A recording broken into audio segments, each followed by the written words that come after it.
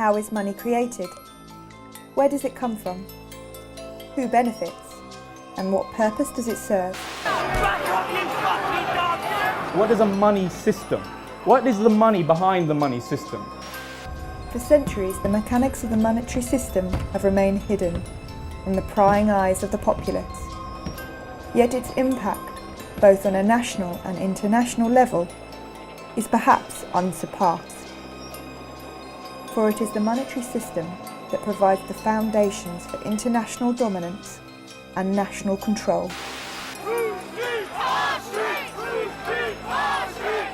Today, as these very foundations are being shaken by crises, the need for open and honest dialogue on the future of the monetary system has never been greater. This economic crisis is like a cancer. If you just wait and wait thinking this is going to go away, just like a cancer, it's going to grow and it's going to be too late. What I would say to everybody is get prepared. This is not a time right now to wishful thinking the government is going to sort things out. The governments don't rule the world. Goldman Sachs rules the world. We're on the verge of a perfect storm. In opposition lie corrupt and entrenched interests that lurk in the corridors of power, for whom there are no reasons to relinquish privileges they feel are justly deserved. Has he got a reform plan for the NHS? No. Has he got a police reform plan? Has he got a plan to cut the deficit?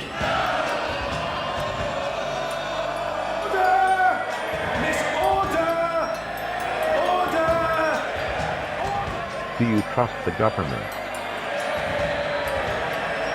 Order! Try to calm down and behave like an adult, and if you can't, if it's beyond you, leave the chamber, get out, we'll manage without you. This is the Bank 606 feeding station. There's no coincidence that boom and bust started to become a real cyclical issue around about the 1700s when William Paterson founded the Bank of England. This is intolerable behaviour as far as the public... No, it's not funny. Only in your mind is it funny. It's not funny at all. It's disgraceful.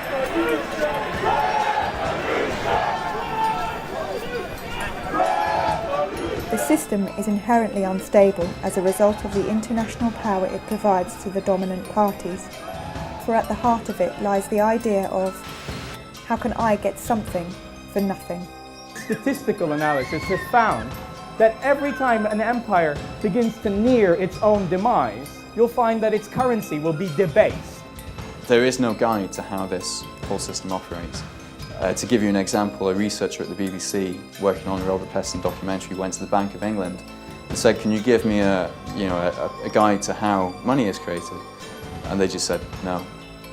This documentary will investigate and explain this ever-changing system and the impact it has, both on a national and international level.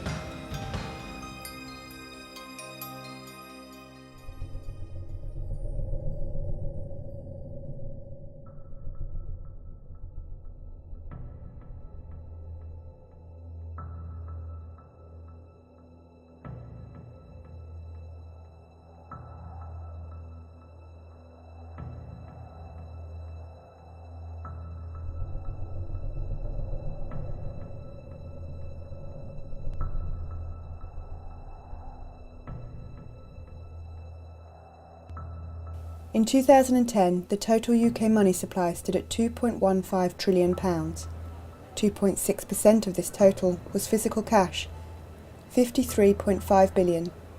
The rest, £2.1 trillion, or 97.4% of the total money supply, was commercial bank money. The 3% of money is created through the central bank, and that money, essentially, if you created a £10 note, you could sell that to a bank to put into their ATM, and the bank would have to repay that £10 or buy it for £10.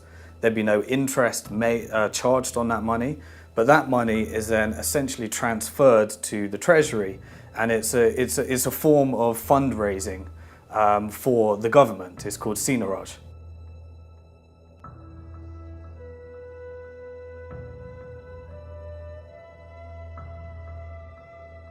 when the Bank of England creates a £10 note, it costed about 3 or 4 pence to actually print that note, and it sells it to the high street banks at face value, so at £10.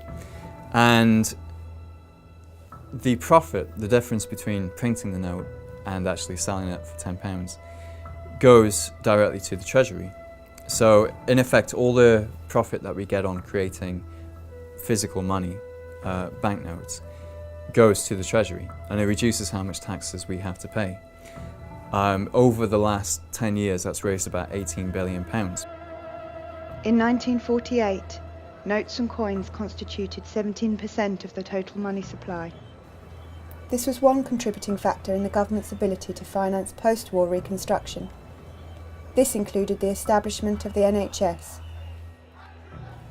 In only 60 years, notes and coins have shrunk to less than 3%.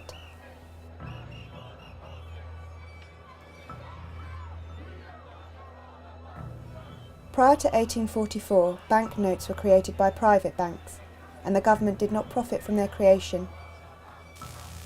Pre-industrialisation, there was multiple forms of money coexisting, and so the kind of rise of government-sponsored fiat money is a relatively recent phenomenon. In the 1840s, there was no law to stop banks from creating their own banknotes, so they used to issue paper notes as kind of a representative of what you had in the bank account. Instead of you taking your heavy metal coins out of the bank and then going and paying somebody with them, you could get your paper which said how much money you had in the bank, and you could give that to somebody and they could use that to go and get the heavy metal coins from the bank. Now over time, these paper notes became as good as money. People would use the paper notes instead of going and getting the real money from the bank. And obviously, as soon as the banks realised that what they were creating had become, the dominant type of money in the economy, they realised that by creating more of it, they could generate profits. They can just print up some new notes, lend it, and get the interest on top of that. And they did that, up until the 1840s. In the 1840s, they pushed it just a little bit too far, and that caused inflation. It destabilised the economy. So in 1844, the Conservative government of Robert Peel actually passed a law that took the power to create money away from the commercial banks and brought it back to the state. So since then, the Bank of England has been the only organisation authorised to create paper notes. Since then, everything's gone digital, and what we now use as money is the digital numbers that commercial banks can create out of nothing. The problem was that they did not include in that legislation the deposits, the demand deposits held in banks by individuals, or electronic forms of money, which essentially what those demand deposits are today. Most of the money in circulation is electronic money, and it's bank demand deposits that sit in our account. So in a way, the legislation needs to catch up with developments in electronic money and the way that banks actually operate. Money held in bank accounts are called demand deposits. This is an accounting term the banks use when they create credit. Banks follow the same process when they create loans. All money held in bank accounts is an accounting entry.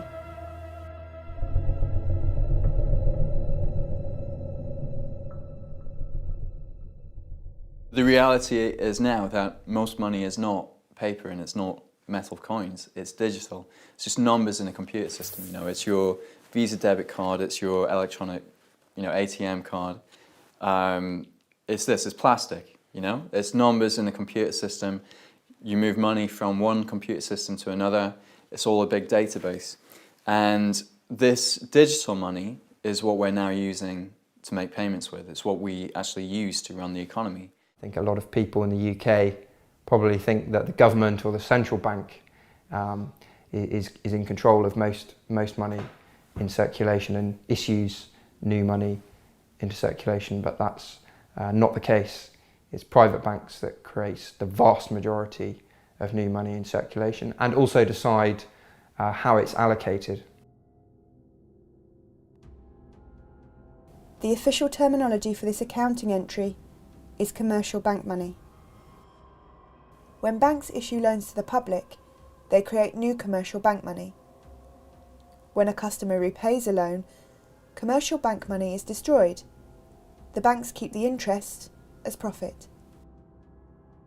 There's a lot of misconceptions about the way banks work. There was a poll done by the Cobden Centre where they asked people how they thought banks actually operated.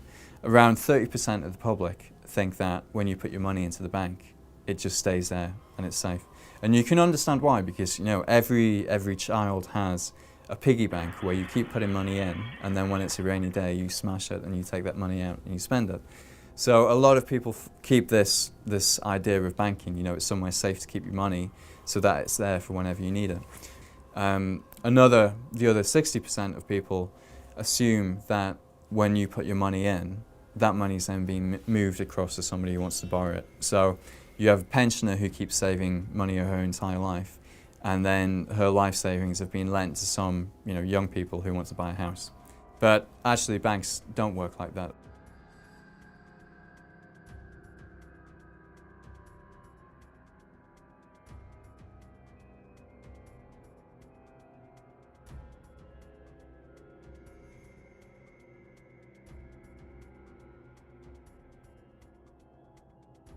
At the moment in the UK, money creation and control is largely in the hands of private banks. About 97 to 98% of money that's created is created as bank debt money, you could call it, when banks issue money into circulation as loans, essentially. This is a very poorly understood fact. It's not a conspiracy theory, it's not a crackpot theory, it's the way the Bank of England describes the process. When banks make loans, they create new money.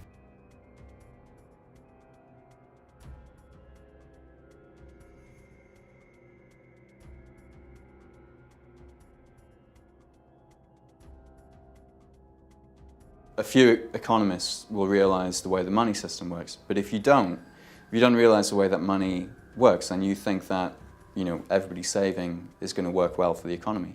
What really happens once you understand the way the money system works is that if everybody starts saving, the amount of money in the economy shrinks and we have a recession. So most economists don't have this full picture. They don't understand all elements of the system.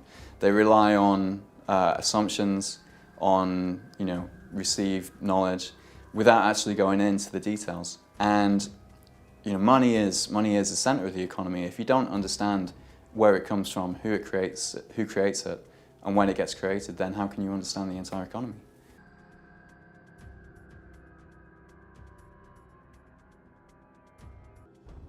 When the vast majority of money that we use now is not cash, but it's electronic money, then whoever's creating the electronic money is getting the proceeds of creating that money. And obviously, creating electronic money is much more profitable than creating cash, because you don't have any production costs at all.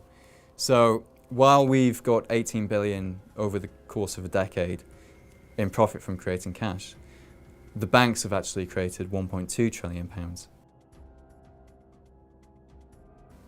Between 1998 and 2007, the UK money supply tripled. £1.2 trillion was created by banks, whilst £18 billion was created by the Treasury. A lot of people think when I say this, or when you say this, or when Positive Money say this, that we're all just a bunch of nutters. But on the 9th of March in 2009, the Governor of the Federal Reserve, Ben Bernanke, gave the first ever broadcast interview the Governor of the Central Bank of the United States of America had ever given. And the day before that, he'd bailed out AIG, which is an insurance company, not even a bank actually, to the tune of about $160 billion. So the journalist says to him, "Now, Mr. Bernanke, where did you get $160 billion to bail out AIG?" Is that tax money that the Fed is spending? It's not tax money. The banks have accounts with the Fed, much the same way that you have an account in a commercial bank. So to lend to a bank, we simply use the computer to mark up the size of the account that they have with the Fed. So it's much more akin, although not exactly the same, but it's much more akin to printing money than it is to borrowing. Banks create new money whenever they extend credit, buy existing assets, or make payments on their own account, which mostly involves expanding their assets. When a bank buys securities, such as a corporate or government bond, it adds the bond to its assets and increases the company's bank deposits by the corresponding amount.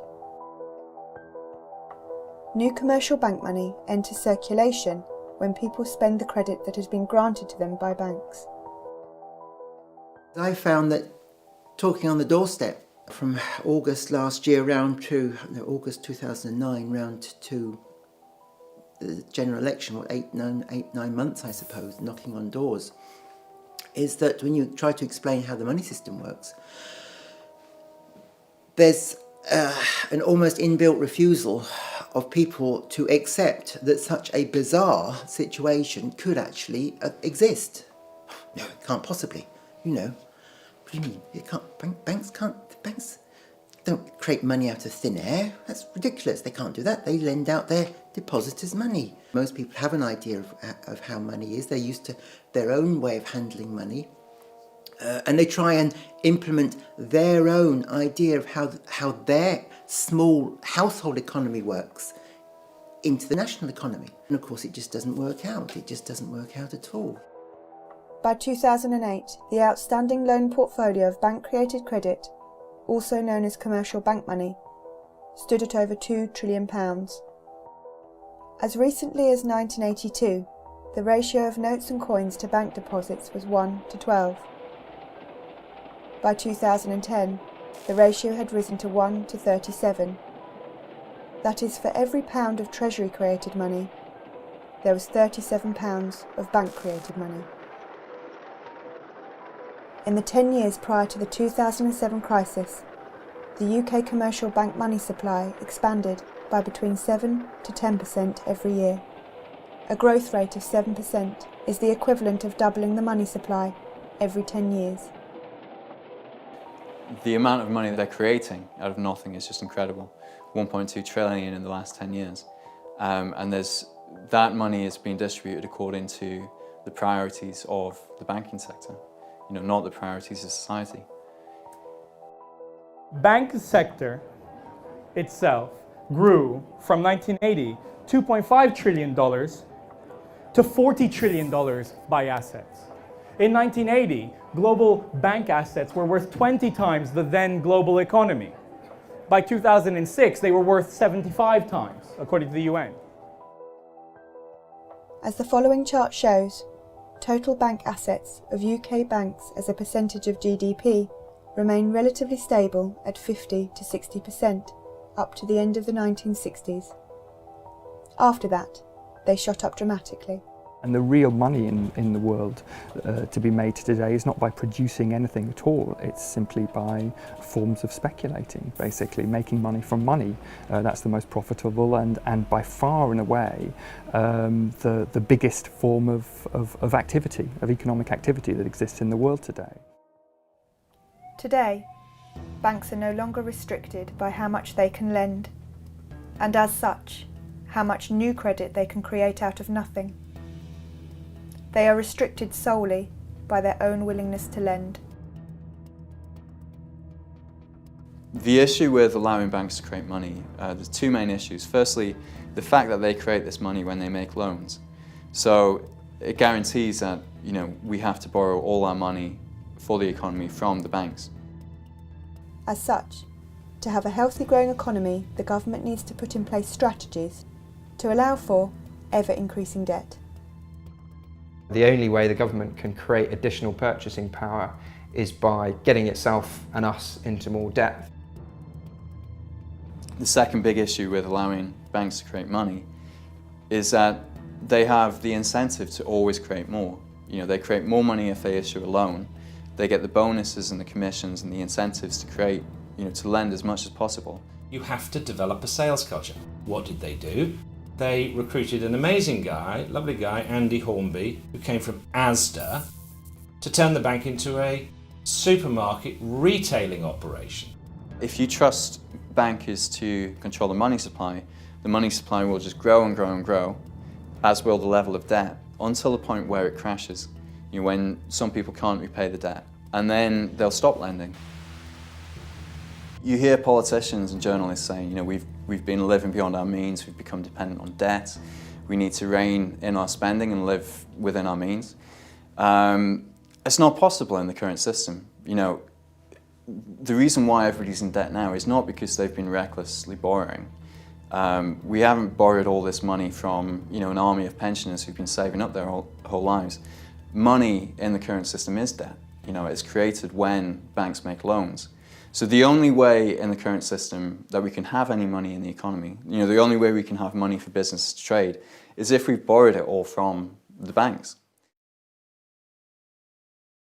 And it's the very opposite of what the Tory party is arguing today, which is that you have to create savings before you can help the National Health Service. And it's because economists have completely confused those things, both in monetary policy terms, but also in economic thinking, and because most people still harbour the old-fashioned view that you need savings before you can invest, that we have the mess that we're in today. Now, one of the reasons why we find it difficult to understand the banking system and credit creation is that we leave school without any money, and we go and get a job working as an apprentice to a plumber. We work really hard all month, and at the end of the month, somebody puts money in our bank. And so for us, the logic is you work and then you get money, you get savings. In reality, you would never have got that job if credit hadn't been created in the first instance. It's a really important conceptual misunderstanding, and it isn't something that the public just are guilty of. Economists don't understand this stuff. Money doesn't come out of economic activity. A lot of people I've come across as kind of assume that if you've got businesses and you've got people doing things, that somehow money somehow emerges out of the process of people doing things, making things and growing things and selling things and producing things, that somehow money just emerges. It's not. It's like oil in a car. You have to put it in. When I see David Cameron talking about how we need an economy not based on debt, but we need an economy based on savings, he just doesn't know what he's saying. It's ridiculous, it's absolutely absurd, and it shows his complete lack of understanding of how our money system actually works. What he's essentially saying is that we need an economy with no money. If everyone was saving, we'd have mass disappearing of money, which is essentially what a bank write-off is. Essentially, is people defaulting on their debt, which essentially is just money disappearing. But if people weren't taking on the debt, then it's just such a joke. It's such an amateur understanding of how our economy works and how the monetary system works and how money is actually created. So I really do get a laugh out of watching what people are actually saying, and they're all just regurgitating what they've learned off each other, and you just hear the same things, and it just makes me, it really gets on my nerves when I hear people talking about we need more regulations, we need to regulate the way banks are actually, and the bonus. It's all just one big smokescreen and working on all the symptoms of a greater disease, which is really, you need to look at the money system, the way money is created. And if we don't want any debt, then we're essentially saying we don't want any money, and we want a moneyless economy with the exception of the 3% that's created debt-free.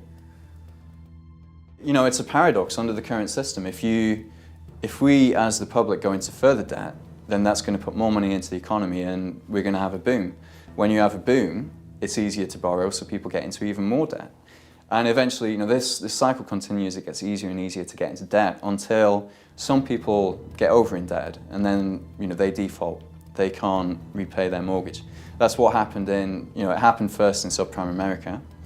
And then, that just brings through a wave of defaults which will ripple across the entire economy. The banks go insolvent, then we're into a financial crisis, and then the banks stop lending. And they were excessively lending in the boom, and then they stop lending, and then that makes the recession even worse. People lose their jobs, and then they become even more dependent on debt just to survive, basically. We have a system where we have to borrow in order to have an economy. We have to be in debt to the banks. And that guarantees, a massive profit for the banks. This is the boom-bust cycle. I've said before, Mr. Deputy Speaker, no return to boom and bust.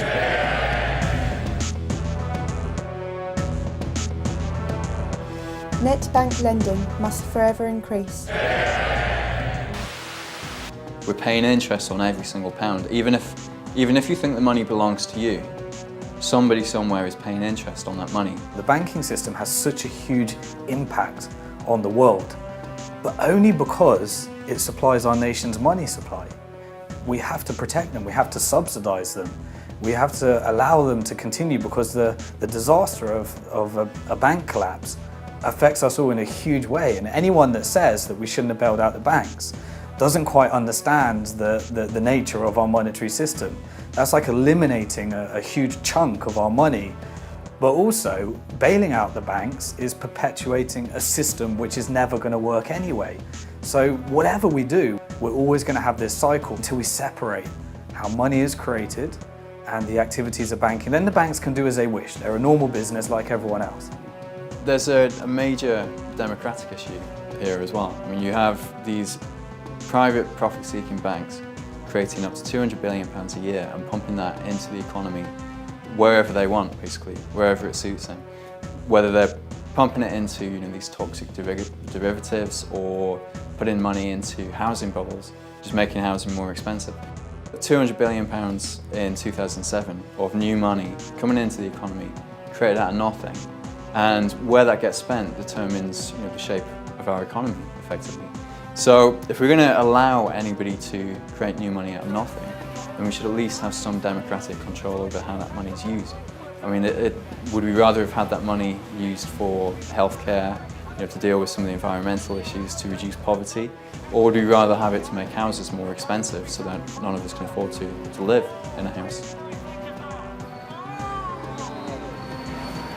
You can see it as a subsidy, a special super subsidy to the banks for the right to create money, which should be for the benefit of the public and spent through a democratic process.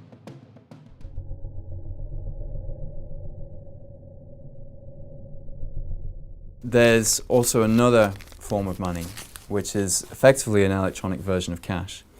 And it's a type of money that the commercial banks use themselves to make payments between each other. The high street banks don't want to be carrying around huge quantities of money because it's dangerous and it's inconvenient and it's expensive. You have to hire security guards for that type of money. So what they do is they pay each other in what is an electronic version of cash, which in the industry is known as central bank reserves. They keep this electronic cash in accounts at the Bank of England. But as a member of the public, you can't access this electronic cash. You can't get an account with the Bank of England. What they do is they effectively sell this central bank money to the banks. And they do this by creating it out of nothing and using this money to pay for bonds, to buy bonds from the high street banks. So the high street bank will come along with a bond which is effectively government debt, and it will give it to the Bank of England, and in return the Bank of England will type some new numbers into the bank's account at the Bank of England. So effectively they're creating central bank reserves out of nothing. The Bank of England creates central bank reserves by increasing the available credit in the settlement bank's account with the Bank of England. The settlement bank in return posts bonds or sells assets as collateral for the reserves. A total of 46 banks hold central reserve accounts at the Bank of England.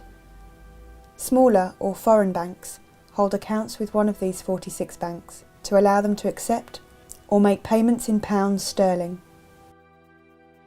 Prior to March 2009, the Bank of England would ask each of the major settlement banks how much reserve currency they needed. The settlement banks would then swap a bond for the reserve currency and agree to repurchase the bond for a specific amount at a specified future date.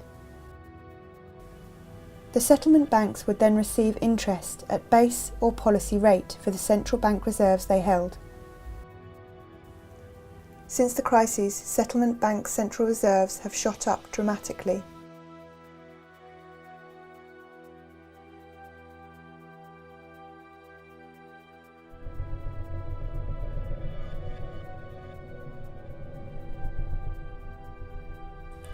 When bank customers transfer funds from their account to another person's account, a process called intraday clearing occurs. The amount of central reserve currency Bank A has at the Bank of England is reduced by the corresponding amount that Bank B receives. This is the importance of central reserve currency to banks. Before the credit crisis, if a bank was short of central reserves at the Bank of England to meet its obligations, then the bank would have to loan reserves from other banks with interest.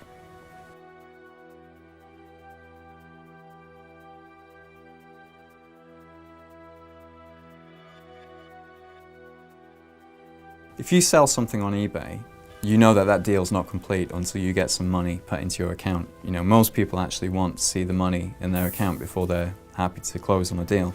Now the banks are pretty much the same, but they want to see the money in their account at the Bank of England before they consider a deal complete. So for example, if you're buying a house from somebody who banks with a different bank, then what'll happen after you spend $250,000 on a house is you'll tell your bank to transfer some money to the house seller's bank.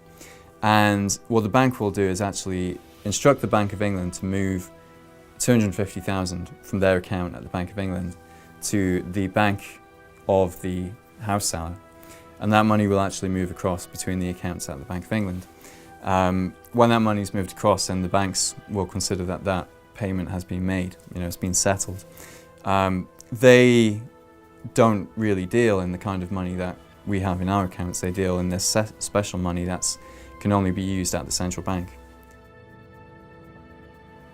There are millions of people across the country, all transferring money to each other using only a few major banks. These banks can keep a tally on their computer systems, and usually many of the movements cancel each other out at the end of the day.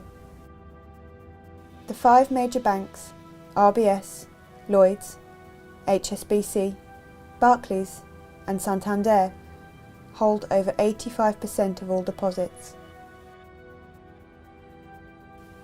As there are a limited number of banks in the system, the central reserve money can only be moved around them in a closed loop. The money is just circulating through the system over and over again. And if you think about it, a £1 coin could be used to make £1 billion of payments if it was circulated 1 billion times. And that's effectively the system that you have now, is you have a small pool of real money that's just going round and round the system, and it's being used to make a huge quantity of payments on our behalf. Just before the crisis, there was only £20 billion in the accounts at the central bank. September 2007, thousands of Northern Rock customers queue up to withdraw their cash. The company had been forced to seek emergency funding. It's the first run on a British bank in 140 years.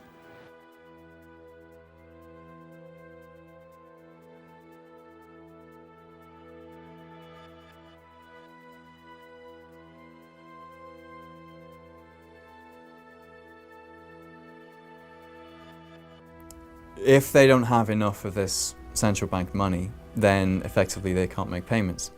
And if that happens, then pretty quickly the entire system seizes up. So the Bank of England has the responsibility of making sure there's enough of this money in the system. The requirements for banks to hold a specific amount of reserves has changed many times since 1947. At that time, banks needed to hold a minimum ratio of 32% of reserves, cash, or treasury bonds to deposits. In 2006, the corridor system was introduced, in which banks could set their own reserve targets each month. The rules changed again in March 2009, when the Bank of England introduced quantitative easing. Quantitative easing, in effect, gives settlement banks the central reserve currency for free. The central reserve currency is what is referred to as the real money in the fractional reserve model. But the fact is, banks can have as much of this as they want, and central reserve currency itself is a form of fiat money, which is backed by nothing. As a consequence, there is no longer a meaningful fractional reserve.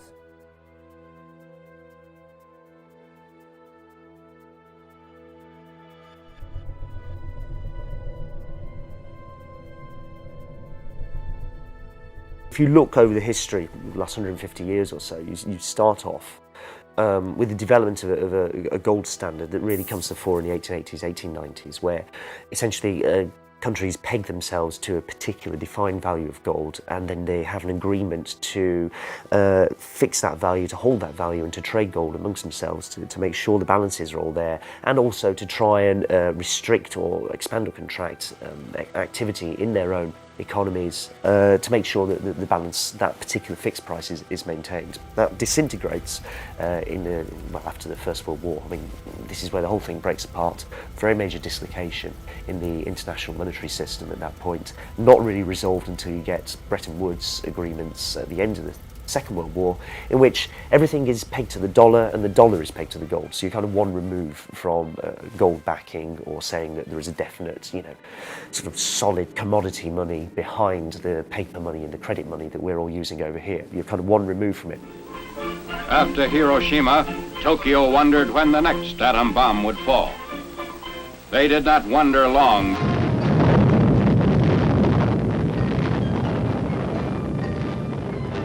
In 1944, at Bretton Woods, the US and the UK began to negotiate how to govern the world economy, the world monetary system, and came up with the World Bank and the IMF and a series of other institutions designed to manage the global currency. And there was still a gold standard, but this gold standard was going to be tied to the dollar. All of the world's gold had moved from London to Fort Knox, and all of the world's currencies were tied to the dollar. This system was designed to manage the sorts of imbalances, to avoid credit crunches, or for countries, the credit crunches are known as balance of trades deficits, i.e. when they can't pay their bills and their currency collapses. The currencies were managed, and the system was stable, as long as the Americans played the role of oversight. Now, who knows the great story about how that all came to an end? So the quantity of money that was needed to pay for the Vietnam War, that's exactly what I was trying to get at. Oil shocks was another one. That meant that the Americans were no longer respecting their role or playing their role governing the monetary system. They were inflating the value of their own currency, but ostensibly it was meant to be tied to gold and to every other currency. So what did the French do? The French were a little bit worried that President Nixon wasn't entirely honest. And they were worried that precisely what we described, that Nixon was printing money when he shouldn't have been, was going on. And they were worried there wasn't enough gold to honor the exchange rate of the French franc. So they sent a gunboat to New York Harbor to ever so politely ask for our gold back, please. Did they get their gold back? Go on, guess. They didn't. And the Bretton Woods system came to an end. And this is the point in which we enter the modern era of the financial system.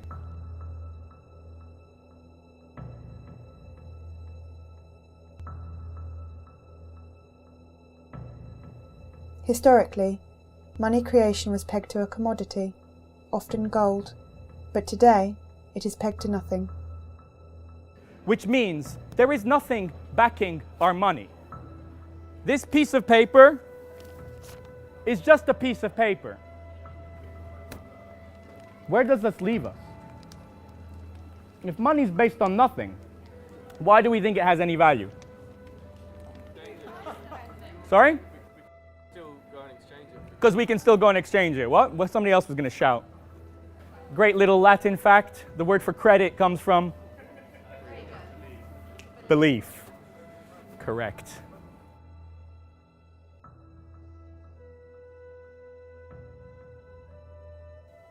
Since the collapse of the dollar gold standard in 1971 and the deregulation of the financial system, money creation has grown exponentially. The World Economic Forum meeting in Davos at the present time have called on a need for the credit within the economy, the global economy, to be expanded by $100 trillion, 100 trillion US dollars, trillion is 12 noughts, so 100 trillion, if you want to imagine, is a 1 followed by 14 noughts. They believe this credit expansion will create a boom, because there is now more money in the economy with which to make investments. It's fascinating the emergence of digital currencies, how it's transformed everything really, because it just completely unleashed private banks to dominate and create the money system that works for them and works for the people who run private banks. If we want a growing economy, under the current setup, we have to have growing debt. You can't, this is something that very, very few people really understand, especially not the politicians who are managing the economy, which is a scary thought.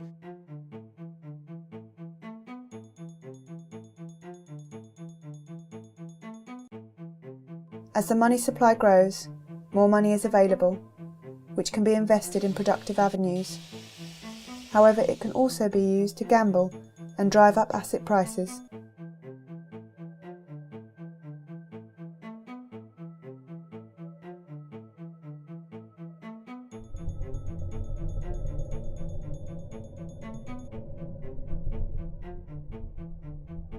Inflation is a rise in the general level of prices of goods and services in an economy over a period of time.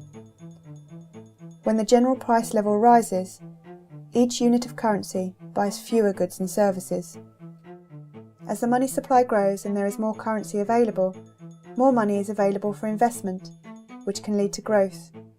But more money is also available for purchases of goods and speculation, which leads to inflation. Essentially, inflation is what happens when too much money is chasing too few goods and services. So there's too much money for the actual output of the economy. However, in practice, inflation is much more skewed and complicated. Measuring inflation is not a science, and the way it is recorded poses a dilemma. The Consumer Price Index, or CPI, is measured from a sample of goods and services. Each category of goods and services is given a weighing data, which determines the overall impact of the price data for a specific category. However, this measure is deemed to provide a consistently low figure for inflation.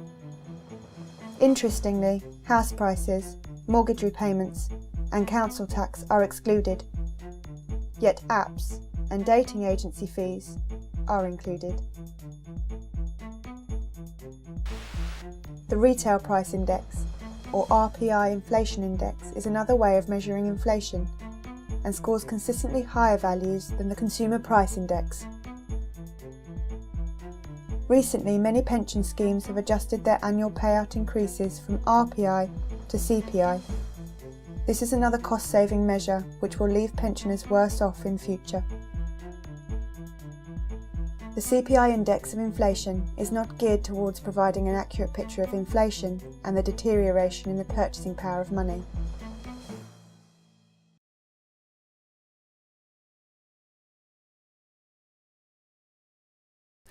In the 7 years between 2000 and 2007, the money supply doubled, and the banks, the central bank, the Bank of England in this time, was under the impression that they had it under control because they were saying, prices aren't going up that much. Of course, they were only looking at prices in your local corner shop. They weren't looking at the price of housing, and housing is, the biggest expenditure that most people will make.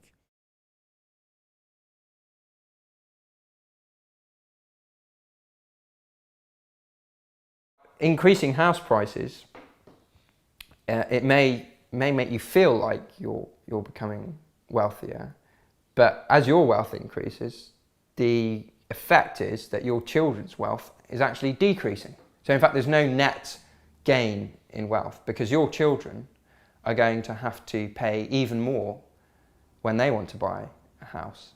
So in effect, there's no kind of net increase. They're going to have to earn even more. They're going to have to go into even more debt. So the rising house prices do not create additional net GDP value to the economy. Actually what they do is they redistribute wealth towards those people who already have houses, i.e. wealthier people, and remove it from poorer people who can't afford to get on the housing ladder. So it's another example of a very regressive policy, actually, to allow house prices to simply inflate. It makes everybody feel kind of like things are going well, and people spend more money on other stuff. They take equity out of their houses, but it's not creating new jobs. It's not enhancing the quality of the economy. It's not helping our balance of trade. It's not helping the public deficit. It's a zero-sum game. As of August 2011, 85.5% of consumer bank lending was secured as mortgages on dwellings. If you have somebody creating money that can only be spent on one thing, which is housing, then the price of that thing is going to go up. Between 2000 and 2010, they created over £1 trillion of new money, £500 billion just in the 3 years before the crisis. That's why house prices went up the way they were. There's nothing, special about houses. It was just all this funny money being pumped into that market. If money is spent into the economy, into a lot of money goes into houses, for example, into mortgages, that's an increase in the amount of money in the economy without a corresponding increase in activity, in output, in GDP. It's non-GDP based spending. That's what causes inflation, and in the UK we've had it in spades. We've had this massive housing boom, and the main cause for the housing boom, in my opinion, is the huge amount of speculative credit created by the banks to go into houses. If houses were cheaper, they would be easier to build, more of them would be built. There would be less huge houses with hardly any people in them. London would not be the centre of a kind of very rich speculative orgy where all the richest people in the world want to get a property in London because it's seen as a great asset. Houses would be seen as places to live primarily rather than places to invest. Important thing to think about is if you're a bank and you've got to make a loan, you have choices. You can give that loan to a small business, and you'll know that the risk to you of that loan failing, defaulting, is actually quite high because that small business, the owners of that business, have limited liability, which means if the business goes bust, you as a bank are getting nothing back, essentially. That's it. So that's kind of high risk compared to loaning your money to somebody with some collateral, with a house behind them, like a mortgage. So there's a kind of simple incentive for banks to prefer putting money into housing than into a small business. Now that's a real problem, or if you widen that out across a whole economy, because it means there's an incentive, to put money into speculative rather than productive investment. So again, we have to think about how we create a monetary system that is more balanced between those two kinds of speculative and productive investment. The government showing very little, enormous reluctance to regulate the housing market and to, again, regulate the amount of money that banks put into houses. We don't decide who creates credit for what. No, we leave that to a couple of chaps in a bank to decide, basically.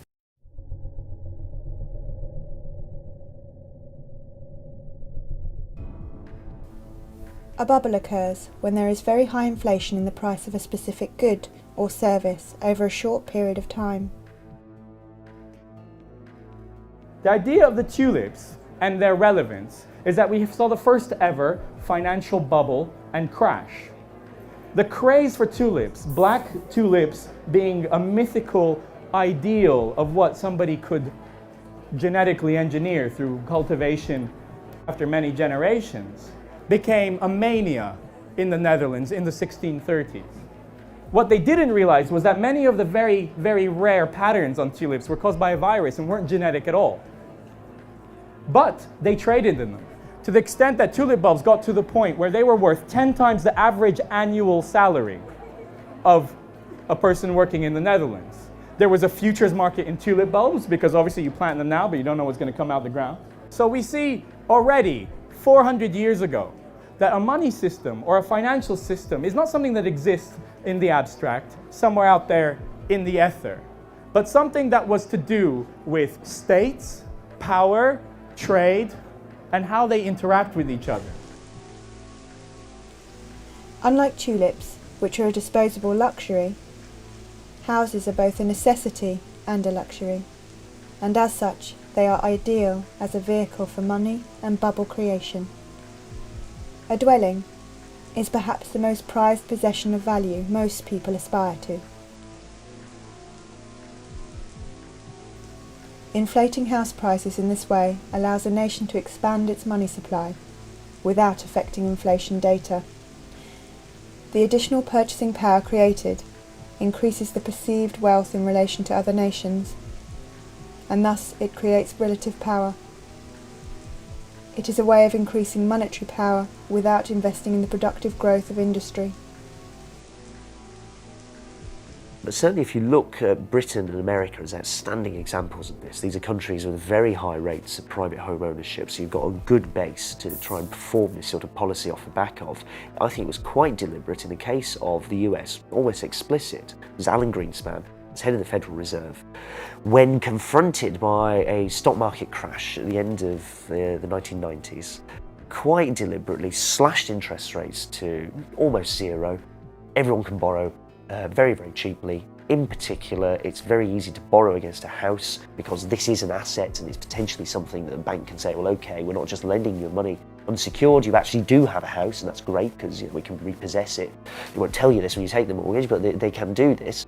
And that bubble is then what fuels expansion, such as it is inside the US and inside the UK, where something similar takes place for the next decade or so. I think it's also a reflection of an underlying weakness of these governments, that they simply lack the will and possibly the ability, but I think it more comes down to a will to challenge financial markets, to challenge big capital and say, we're going to do something different now, and you're going to have to go along with it, because we've been democratically elected and you lot frankly haven't, and we have a mandate to do this and we're going to make this happen.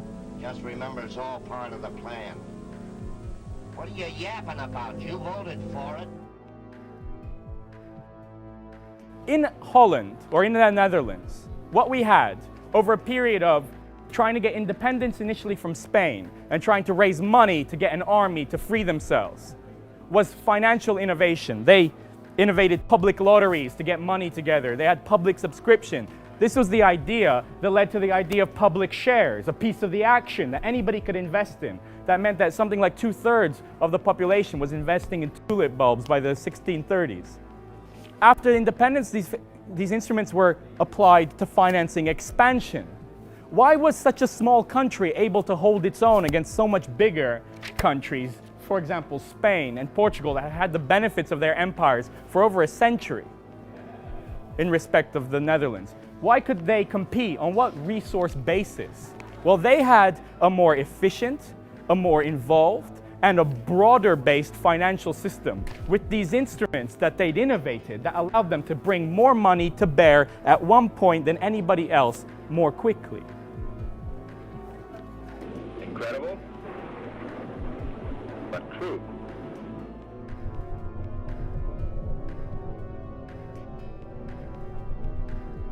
Now, inflation can be avoided if the amount of money that goes into the economy is regulated in a way that it doesn't exceed the actual activity that's happening in the economy. Now, the best way to do that, in my opinion, is to make sure that money is issued into the economy only for productive investment, for productive goods and services. So money goes in to help a small business start up, which creates jobs, which creates additional purchasing power, which means there's no inflation. During their history, almost all central banks have employed forms of direct credit regulation. The central bank would determine desired nominal GDP growth, then calculate the necessary amount of credit creation to achieve this, and then allocate this credit creation both across the various banks and type of banks and across industrial sectors. Unproductive credit was suppressed. Thus, it was difficult or impossible to obtain bank credit for large-scale, purely speculative transactions, such as today's large-scale bank funding, to hedge funds. The World Bank recognised in a 1993 study that this mechanism of intervention in credit allocation was at the core of the East Asian economic miracle. There's all sorts of things that governments have done in the past, very successfully in a number of cases, and often not unsuccessfully in this country, but you know, the examples that spring to mind, like South Korea, Japan, often in East Asia, where governments have been quite targeted about how they're going to rebalance the economy and picking sectors and deciding where the investment should take place. I think that has to start happening in the UK because we're in a demand-side recession rather than looking at a crisis of supply.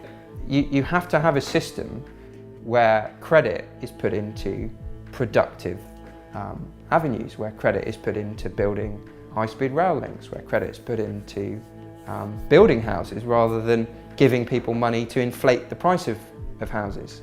So it's quite simple, really, in that way. The current system is simply set up not to do that, basically. The creation of money by private banks for non-productive usage causes real inflation, and as such it is a tax on the purchasing power of the medium of exchange.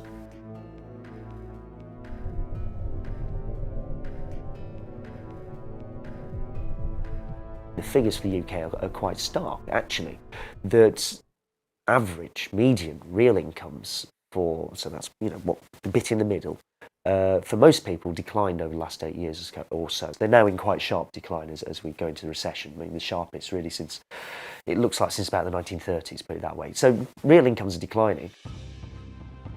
Bank-created fiat currency allows the private banks to suck wealth from the economy, and over time results in a gradual decrease in the standard of living. As people become poorer, they become even more dependent on debt. And this at a time when efficiency and machination have improved dramatically. You know, if you go back to the 1960s, and we were expected we were looking forward to an age of leisure. They were talking television programs saying, what's people going to do with all their spare time?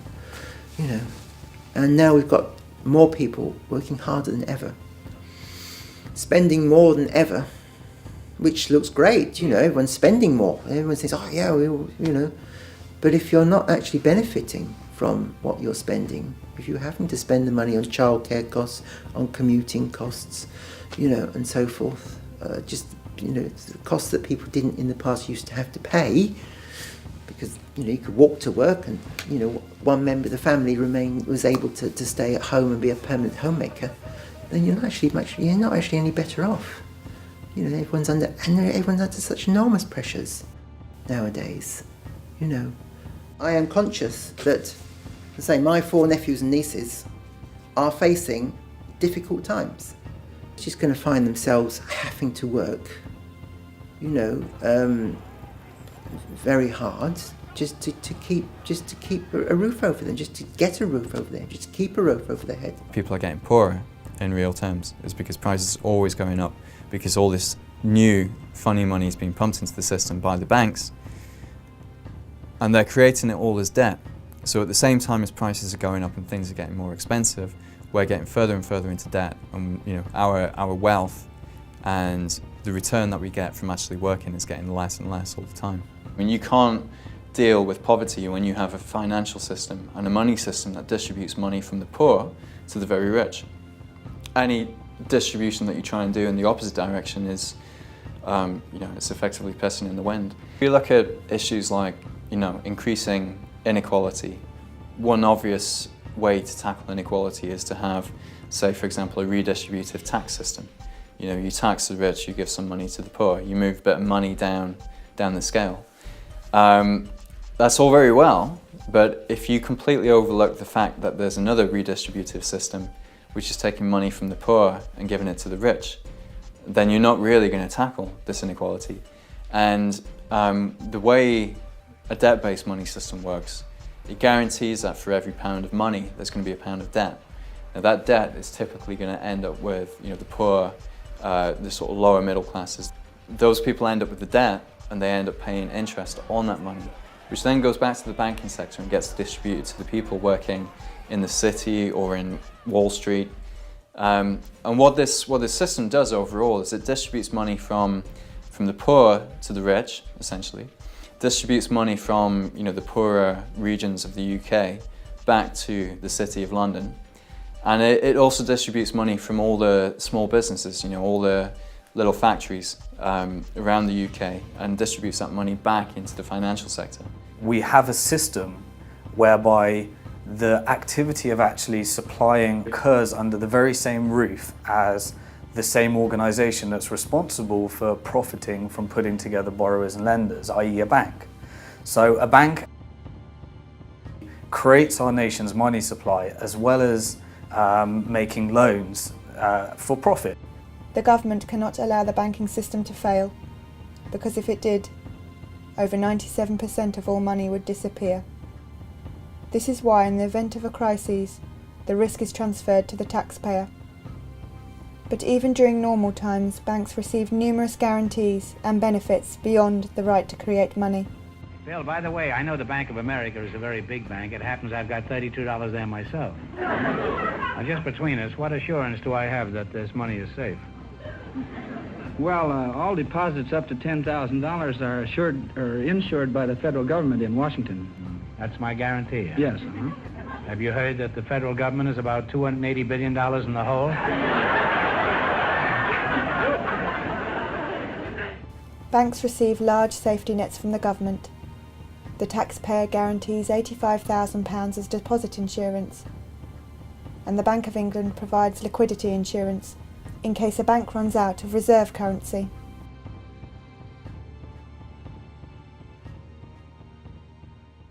Someone wrote that a big investment bank is like a giant vampire squid, wrapped around the face of humanity, hypnotizing politicians who throw money at the banks, no strings attached, no matter what damage is done, trashing the planet, forcing cuts to things that make life better. Goodbye schools, goodbye playgrounds, goodbye jobs. The bankers that we bailed out then gave themselves bonuses that were bigger than the first wave of public spending cuts. Britain alone gave the banks more money than it cost to put a man on the moon, 6 times over. Where did our money go? Who let the banks get away with it? Why? Can vampire squids ever be useful? No government yet is brave enough to tame them. Perhaps they need a plan.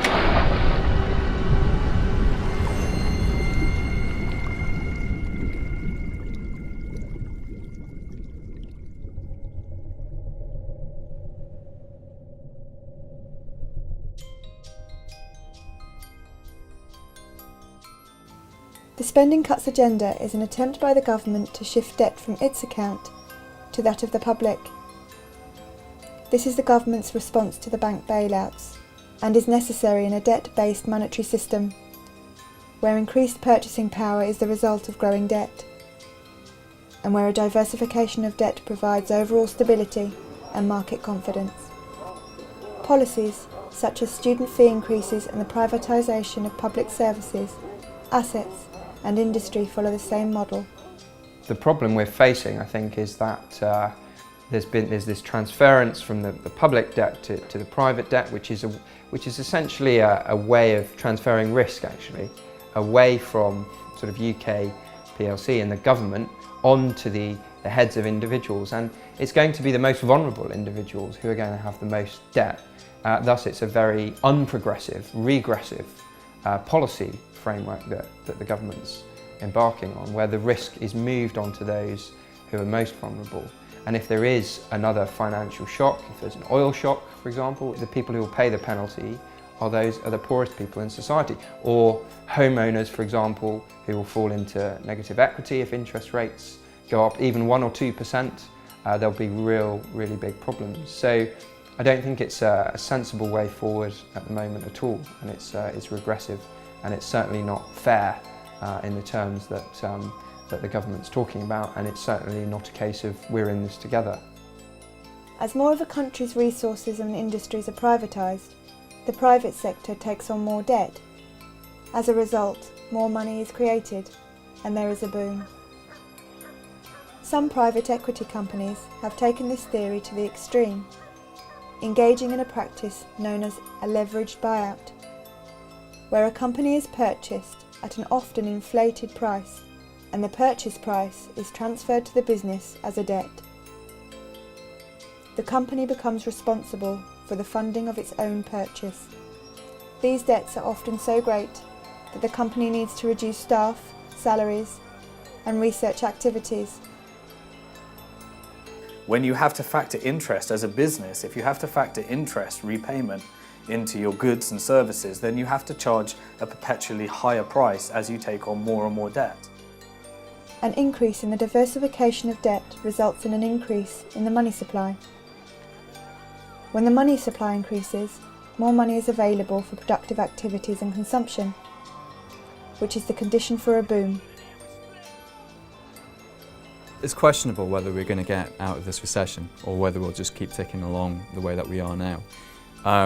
However, if we do, then when we come out of this recession, when growth starts again, look at what happens to debt. It will rise and it will keep rising, and the faster the economy is growing, the faster the debt will rise. And then give it another 3 to 5 years, we'll be back where we were. You know, the debt will become too much, people will start defaulting again.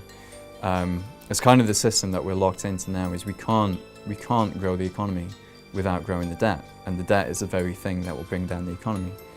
The only option going forwards is to reform it, to stop banks from creating money as debt. By fixing the monetary system, we can prevent the banks from ever causing another financial crisis. And we can also make the current public service cuts and the tax rises and the increase in national debt unnecessary. The current monetary system allows the banking sector to extract wealth from the economy whilst providing nothing productive in return. I mean, why is it that we've got all this technology, all this new efficiency, and yet it now requires 2 people to finance a household, whereas in the 50s it only needed 1 person working? And the reason for that is not because these washing machines and everything are more expensive, it's because of all the debt. And it's because effectively the banking sector is creaming it off from everybody else. So a growing banking sector isn't a sign, it's not a good thing. If the banking sector is growing, it's either that it's becoming less efficient or it's becoming a parasite on the rest of the economy. And that's, we can talk about the banking sector becoming 4%, 5%, 6% of GDP. What's happening to the rest of the economy? It's becoming 96, 95, 94% of GDP. We've got to get switched on to this now. If we want to have a chance of tackling any of the other big social issues, you've got to figure out the money issue. The poorest in the world pay for crises, even when they've not benefited from the often reckless and speculative booms, like the housing boom in Ireland that preceded that crisis. Over the last 30 years we've seen income differentials increase so that the rich have got much, much richer. And ordinary people haven't. They've stayed the same or they've got poorer. And one of the ways that the economy was kept going was by providing cheap credit, was by providing debt to those very people who couldn't really afford things anymore. So they kept buying. And when it collapses, it's those same people that have to pay once again, even though in many ways they were the victims the first time round. As a result of the crises, the Bank of England has bought corporate debt and repackaged it at lower rates of interest. Yet the average person is being asked to pay more than ever to borrow on overdrafts and credit cards. Debts between the very wealthy or between governments can always be renegotiated and always have been throughout world history. They're not anything set in stone. It's generally speaking when you have debts owed by the poor to the rich that suddenly debts become a sacred obligation, more important than anything else. The idea of renegotiating them becomes unthinkable. Can you pin down exactly what would keep investors happy, make them feel more confident? That's a tough one. Personally, it doesn't matter. I'm a trader. I don't really care about that kind of stuff. Were you born in England? If I see an opportunity to make money, I go with that. So, for most traders, we don't really care that much how they're going to fix the economy, how they're going to fix the whole situation. Our job is to make money from it. And personally, I've been dreaming of this moment for 3 years. If you know what to do, you can make a lot of money from this. I had a confession, which is I go to bed every night, I dream of another recession. I dream of another moment like this. I dream of another recession. I dream of another moment like this. You can make a lot of money from this. Bruno, Virginia hurt somebody real bad. You ought to hate her.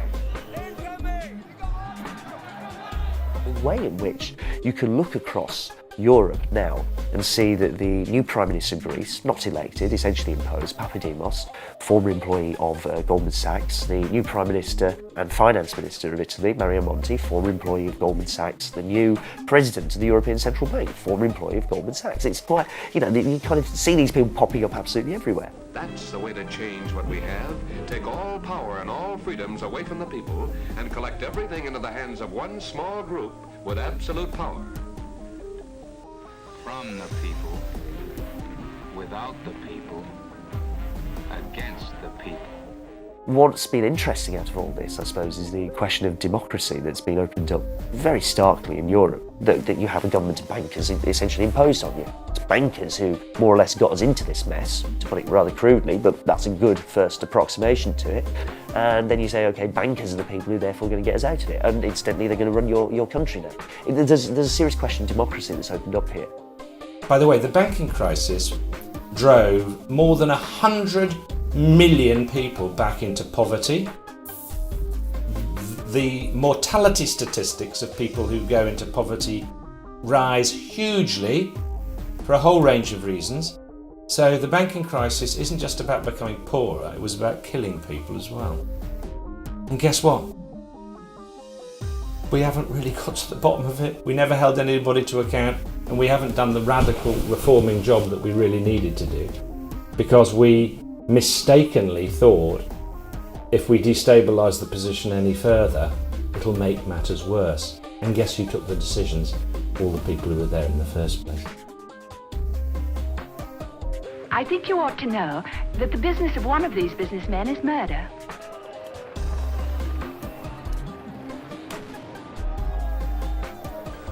Their weapons are modern, their thinking 2,000 years out of date.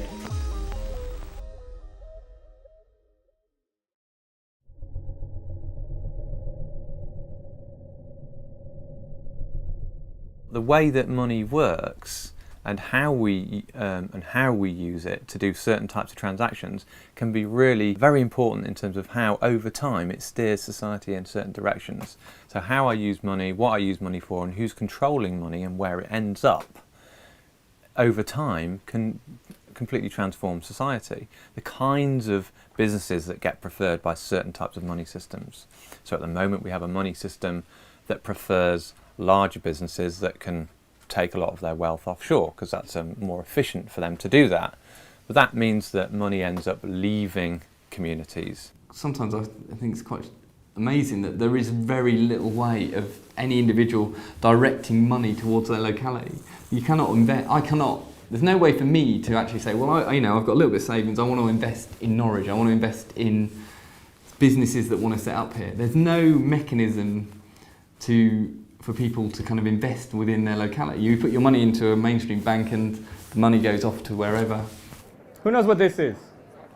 Shout. Bricks and pound. Who knows what it is?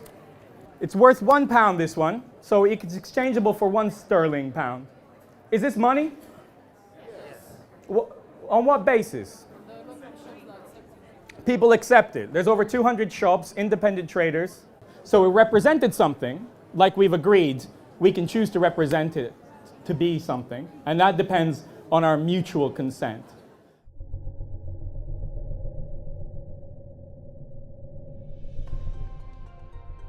The Bristol Pound project has been fascinating because I first started reading about money and realised I didn't understand it very well when I started trying to set up a Bristol Pound. So it's been a bit of a journey for me, and I think everybody else who's been doing it. We can actually build our own currency systems which work to improve the relationships between people within communities, where the people work and share a lot of the economic benefits from the wealth they're creating. and they're constantly using that wealth that they're creating to build positive relationships with other people within that area, and they can see the impact of the money. So when you spend something, if I spend 20% of my wealth on a certain thing, I'll see what that 20% of my wealth is doing. I'll see, oh well, it's actually having a really positive effect because those people who are using that money to go and do something else, which is really good. Or I can see that it's actually trashing the local woodland because I was paying that carpenter to go and cut down all the woods, and I really like going to the woods with my dog, so actually maybe I don't want to do that. So you can include all what normally just get brushed aside as externalities. Oh yes, well, externalities are actually our life. It's what we, in communities, all those externalities are what actually make us live a good life, I think. We want it to help achieve certain things. We want it to help build community. We want it to support independent businesses. We want it to help preference them over big transnational corporations, because if they've got hold of their money and they can use it with each other, then it doesn't disappear up out of large management structures and go offshore and end up in an account in the Cayman Islands. When we talk to businesses, actually, they get it pretty intuitively.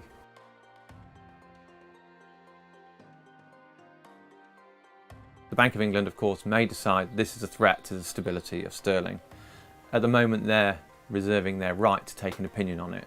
They've sent us all their rules and regulations, and what we've done is we've got a team of lawyers who've given loads of work pro bono and said, okay, we'll work on this and we'll make it as watertight as we possibly can. In the end, what the Bank of England decide to do, we don't know. You see a kind of widespread proliferation of alternatives. It's normally during periods of capitalist crisis.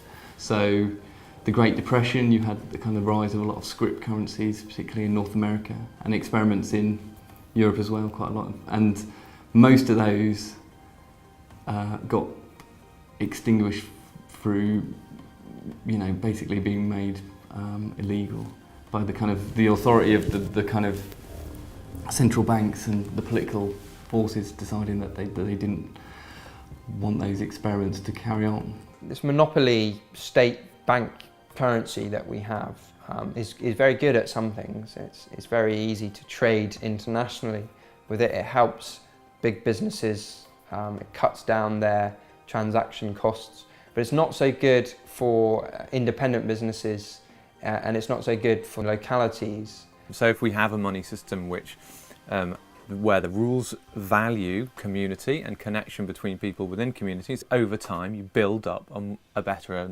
and more wealthy basis for a diverse local economy.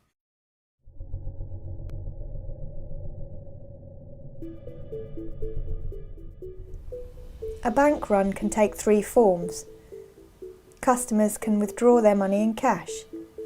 However, this will not reduce the digital money supply, it will merely transfer ownership.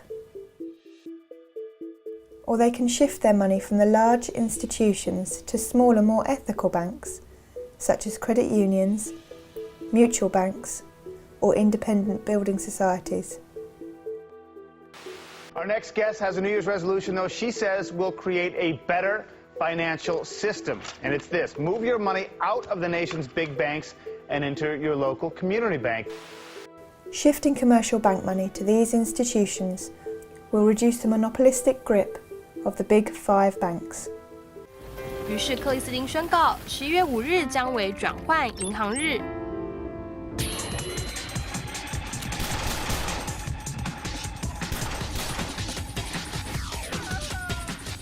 银行用户誓言在当天关闭他们的银行户头，并将存款存入信用合作社。The third type of bank run is the international bank run. According to at least one US senator, this is what caused the September 2008 meltdown. Look, I was there when the Secretary and the Chairman of the Federal Reserve came those days and talked with members of Congress about what was going on. It was about September 15th. Here's the facts, and we don't even talk about these things. On Thursday at about 11 o'clock in the morning, the Federal Reserve noticed a tremendous drawdown of money market accounts in the United States to the tune of $550 billion. was being drawn out in a matter of an hour or two. The Treasury opened up its window to help. They pumped $105 billion in the system and quickly realized that they could not stem the tide. We were having an electronic run on the banks.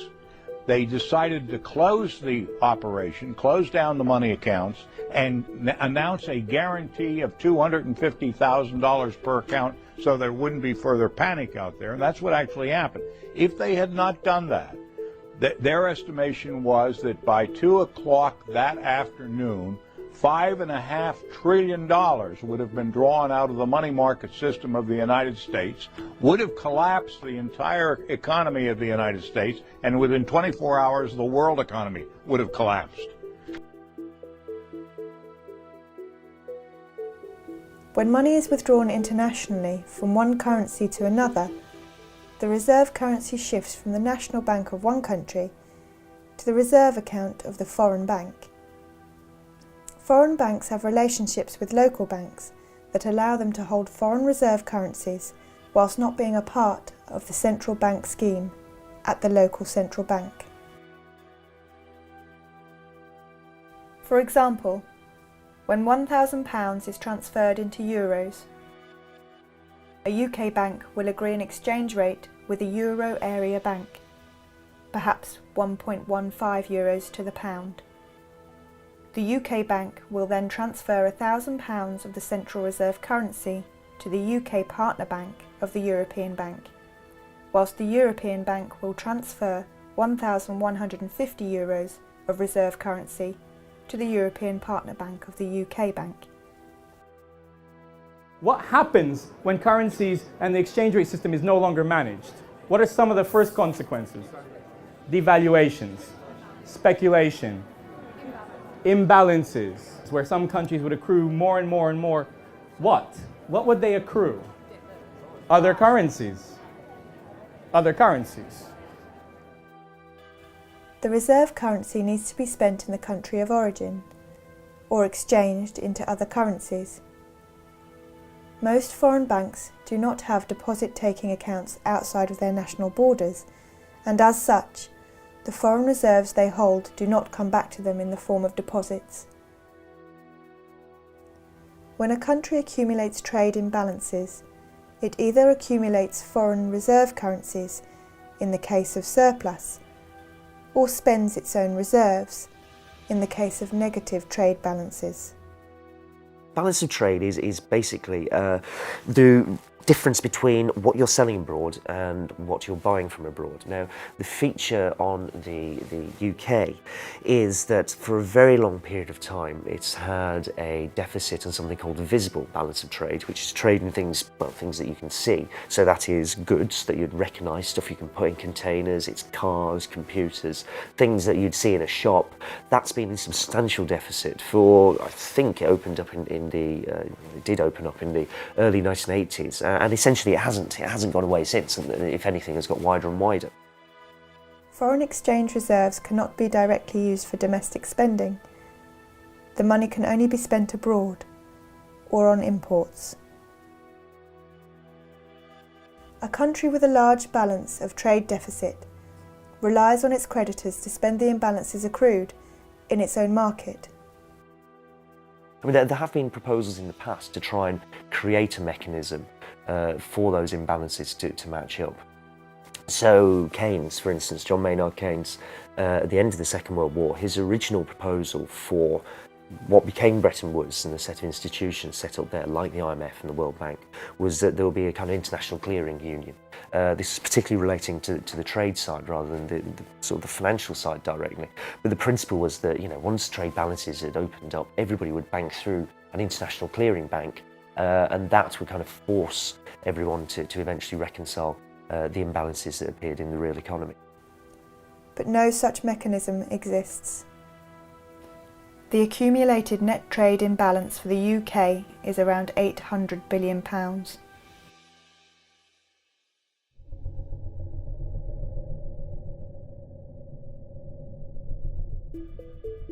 In essence, what has happened is that over many years, some countries have had big trade surpluses and others big trade deficits.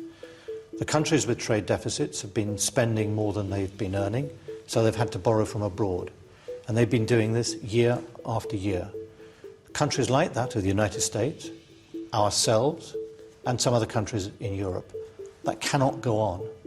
And there are two ways in which this can come to an end. Either, and we're seeing this in some other countries in Europe, if they can't find new ways to become competitive, then their ability to repay the debts is called into question. Another way of doing it, which we followed, is that we've got a credible plan to repay our debts, and the value of sterling has fallen by 25% to make our exports more competitive and attractive to overseas buyers, and it to be more attractive for British consumers to buy from British producers rather than overseas producers. That is what we have done to put in place a framework to rebalance our economy, and I'm sure that's the right way to do it. Currency war, also known as competitive devaluation, is a condition where countries compete against each other to achieve a relatively low exchange rate for their currency. As the price to buy a particular currency falls, so too does the real price of exports from that country. Domestic industry receives a boost in demand, both at home and abroad. It's made British exports appear rather cheaper, so they've kind of recovered a little bit, but because the rest of the world is now looking really quite ropey, they've started to fall back down again. So what we're looking at is something that almost a kind of anarchy, and in a way, the increasing anarchy. This is what's happened over the last few years, where the Brazilian finance minister has been most vocal about this, talking about currency wars, talking about the desire of national governments when confronted by a major recession. They think if we could export more, we could dig ourselves out of this recession. If we want to export more, we depreciate our currency. That makes our goods cheaper, everyone else buys them, we'll all be better off. Now, the issue here is that if you depreciate, it's like everybody else appreciates against you. Their stuff becomes more expensive, so they're not too happy about that. They also want to depreciate. And this is where you can see a competitive round of devaluations breaking out. To decrease the value of its national currency, a national central bank sells reserve currency into the market. It creates this currency out of nothing by typing numbers into a computer.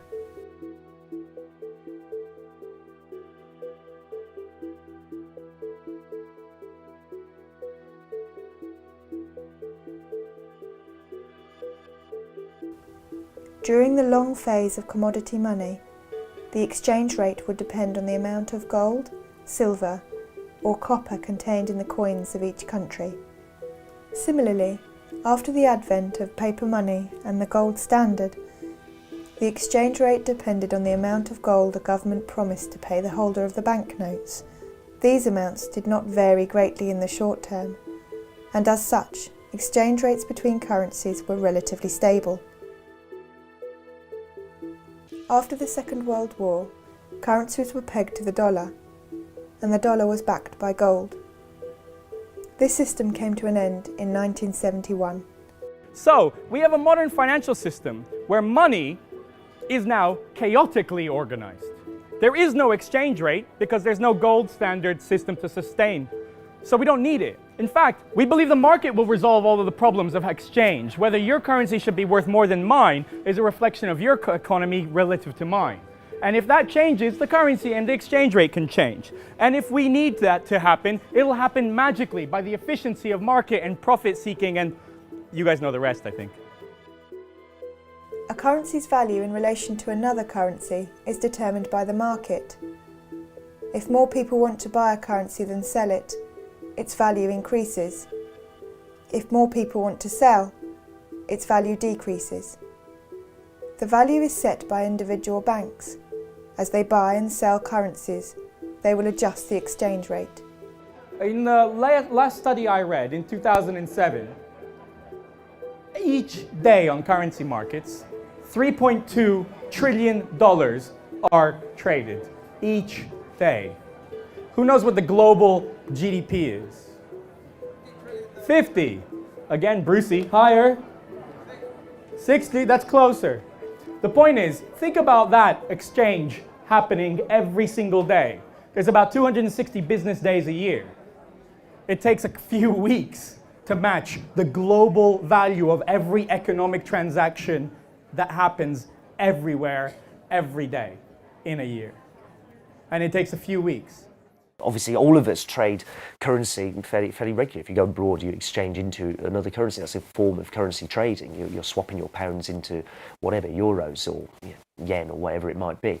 That happens fairly regularly, and that's a conventional part of the trading process. Now, large corporations have to do this on a regular basis. Where it becomes something that people question, and where you get people saying, well, hang on, this is speculation, is when you get people realising that currencies move around next to each other. And if they move around in value next to each other, there's always an opportunity to try and make money out of those changes in value, and therefore you can speculate on it. And that's the more sort of questionable end of the market. That's the bit of the market that things like a financial transactions tax would try and chop away at. Because the assumption there, and it's kind of not incorrect, is that this just produces instability for everyone else. That these people want volatility in the market because that's how they make their money. They want to encourage it, and they do encourage it by trading and speculating in the way that they do. By 2010, the foreign exchange market had grown to be the largest and most liquid market in the world, with an average of $4 trillion of currency being exchanged every day. Volatility creates a need. What does it do to countries, especially perhaps small ones like developing countries, if there are suddenly huge and instantly fluctuating financial flows? What do they have to do to cope? Production of the products that they're selling on the Increase their production and sell more, lowering the price, and becoming possibly even poorer. Once you start talking about the international system, it becomes really quite a peculiar thing, in that a lot of it depends on simply sentiment and beliefs about what an economy is like, rather more than it depends on anything the economy might or might not actually be doing. And that can shift very, very rapidly, because if it's just somebody's belief about a currency is supportable, then they can carry on believing this until whenever. If that belief changes, and can change very rapidly in a financial market, the process of financial contagion can take place in just minutes, seconds even, that you can just move from being apparently quite a stable, robust economy to being one that suddenly sentiment has turned against you, and you find that markets are picking on you. And it can often be not much more than you're simply a next door neighbour of a country that's currently in trouble. Many of the world's financial crises in the past 30 years have been caused by rapid withdrawals of the nation's currency, or the currencies of an entire region. This type of activity is often referred to as financial warfare. It's benefited major institutions really quite substantially. Goldman Sachs, for example, or any large bank, has done somewhat better out of this set of arrangements than it would have done in a far more regulated environment. It's made people very, very wealthy. It's allowed financial markets to expand absolutely enormously. Anybody involved in that is keen on seeing a deregulated world. In the case of the UK, you have a government which has been quite overtly and deliberately and aggressively arguing against any forms of regulation being imposed on those financial markets. But it's not the case that someone's behind the scenes pulling the strings. It's that this is how the thing works quite deliberately, quite overtly in front of you. That's the world as it is. It's making some people very rich. They're quite happy with it. I think it is a form of economic warfare. Much of the change in the way that the global economy works over the last 30 years result from this debt, this third world debt, because it's given rich countries and banks and the financial sector enormous amounts of power and control over the poorer bits of the world where a lot of the resources are that we like using. And that's been used in a way that many people have compared to a form of colonialism. I mean, it's a very real, direct form of power that's been used over those countries to force those countries to do what are really in the interests of the richest segments of the world that they do. And as a result of that, not only have corporations become absolutely, made huge amounts of profits and become absolutely enormous and all pervasive, but the financial sector has become even bigger than that. And the real money in the world to be made today is not by producing anything at all. It's simply by forms of speculating, basically making money from money. That's the most profitable and by far and away the biggest form of activity, of economic activity that exists in the world today. To protect themselves, vulnerable countries need to accrue currency from rich countries, who create these currencies out of nothing. The Netherlands' first Governor General of Indonesia, the man who built the trade routes, fortified them. What I mean by that is built forts along them and fought Spanish fleets and British fleets, said about the development of the Netherlands Empire and Netherlands trade was, "We cannot make trade without war, nor war without trade." Money and power.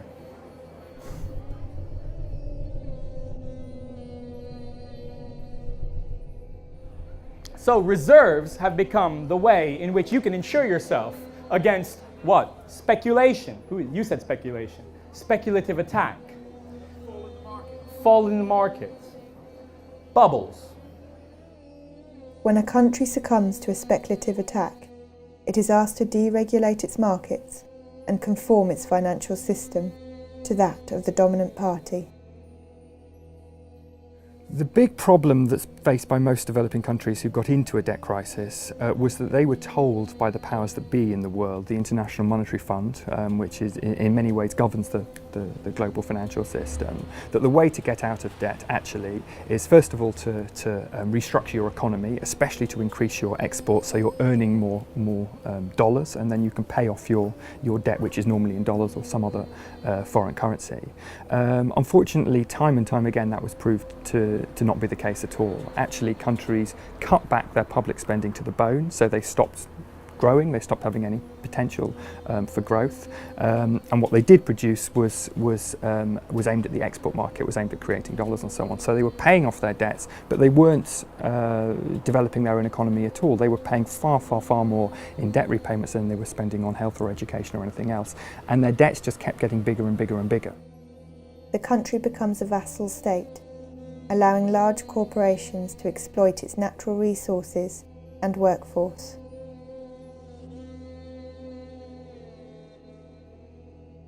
It's not even shadowy. There's no great mystery about what's happening here and about the way the world operates. It's quite blunt. I mean, for the last 30 years, you've got something pretty much everywhere, well, it certainly spreads pretty much everywhere, that generally gets labelled neoliberalism, this idea that you should have floating exchange rates, weak regulation, particularly of financial markets, minimal government interference or involvement with what market does, and that's more or less how the world operates. And then there are institutions, and the outstanding one at this point is the IMF, that will actively try and enforce this state of affairs. So it's not greatly shadowy, if you see what I mean, that there are people behind the scenes somewhere trying to manipulate stuff. It's actually, this is quite overt. This is happening, and this is how, for my entire adult life, actually, is what it starts to look like. This is how the world is operated, and it's made some people very, very wealthy. It's produced enormous concentrations of wealth. So when the International Monetary Fund comes in order to try and alleviate a country's debt problems, it imposes a set of conditions. And in the 1980s and 90s, they called that set of conditions structural adjustment program. And it tends to take very similar forms wherever it happens. And indeed, we can see structural adjustment programs in essence happening today in countries like Greece and Portugal and Ireland, where countries are instructed to decrease the amount that they spend on the public sector. They are instructed to liberalise their trade market and liberalise their capital market, so money can much more easily come in and out of their economy. And the idea is that this will encourage investment to come in from richer parts of the world, and that all of their problems will be solved from this investment. And in actual fact, this has proved time and time again to be completely without foundation. In actual fact, what happens is it destroys fledgling industries and capacities in these developing countries, and developing countries become completely dependent on goods and services from developed countries and also from capital from developed countries. One of the things the International Monetary Fund is very keen on is telling countries to lower the taxes that should be paid by multinational corporations when they come and operate in a country, because then you'll encourage more multinational corporations to come in. Of course, what it also means is the profits that are made by those multinational corporations leave the country just as quickly, and the country itself doesn't benefit. And today you have many developing countries which have got almost no tax base. They've not developed a tax base at all, and so they're even more dependent on international capital markets, on the money markets, on creating debt. And that's why you have so many countries in the world that have really been robbed of their sovereignty. It's very difficult to see how democratic societies can evolve or function when actually a government is more dependent on the diktats of the International Monetary Fund and the money markets than it is on their own people.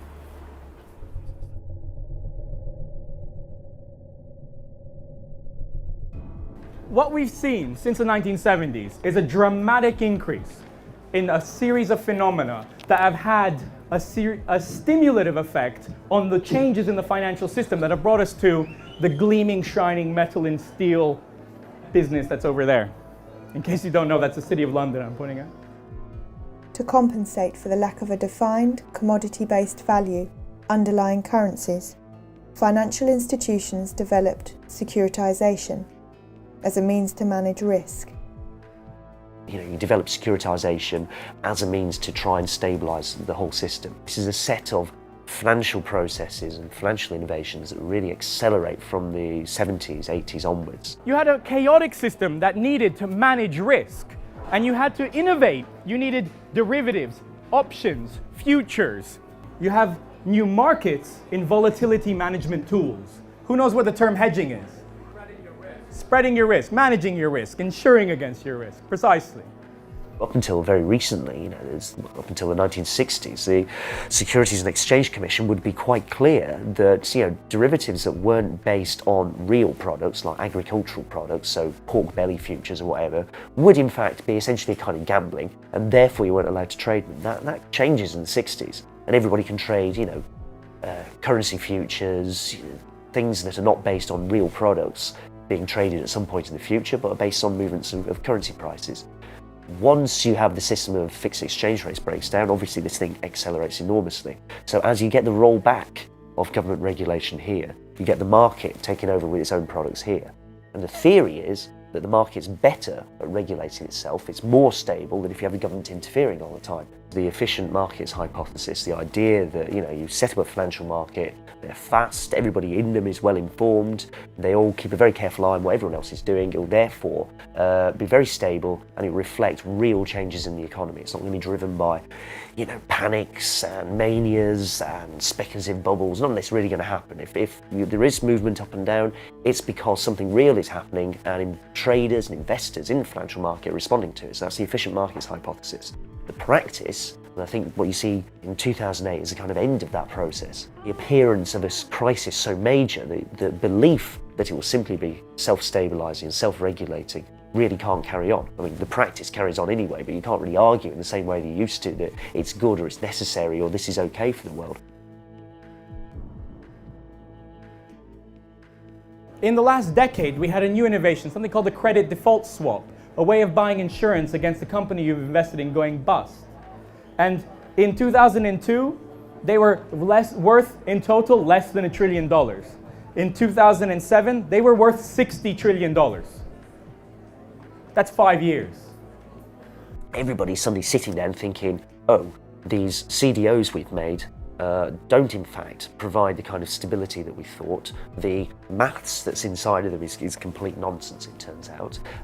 There's far more risk attached to trying to securitize risk and securitize debt in the way that we have done this than we thought, and we think these things are now worthless.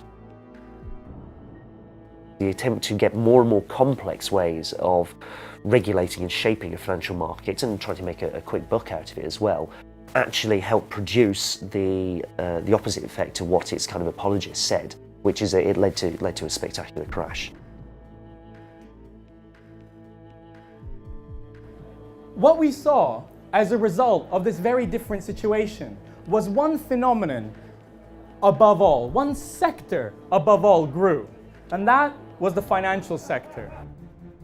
While the financial sector benefits enormously from the current monetary system, the system is neither stable nor fair. The assumption in what the Bank of England does right now is that the cash that we hold is backed up by government debt. The government can back up its promises by the fact that it can tax the public. So what they're implying is that cash is backed up by government debt when government debt is backed up by the ability of government to get cash from the public. Time and time again over the last 30 years, we've seen private debts being transformed into public debts, and ultimately the price of that debt is paid by the public in the debtor country. This is why spending cuts are necessary. The system is designed to make certain people very rich at the expense of a nation's citizens and taxpayers. The system lowers the standard of living of the majority and distributes this wealth among the privileged. So what we're left with is a financial system since the early 70s that has no fixed exchange rates, that suddenly has increasingly open financial borders, that has central banks having to manage without having any control because there's nothing here where the gold used to be. Chaotically, they have to ease quantitatively. They have to lend as a lender of last resort. Throughout history, monetary systems were designed to give the dominant international power an advantage, and this power is fiercely defended and expanded on.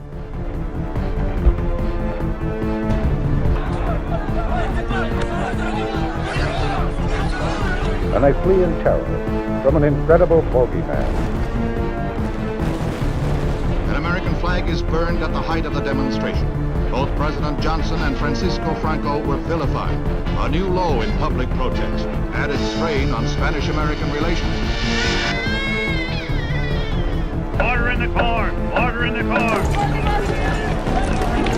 I want Americans and all the world to know. Come on, fire! I want Americans and all the world to know.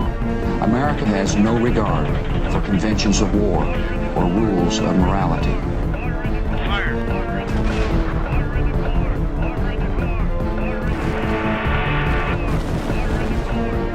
Objection overruled!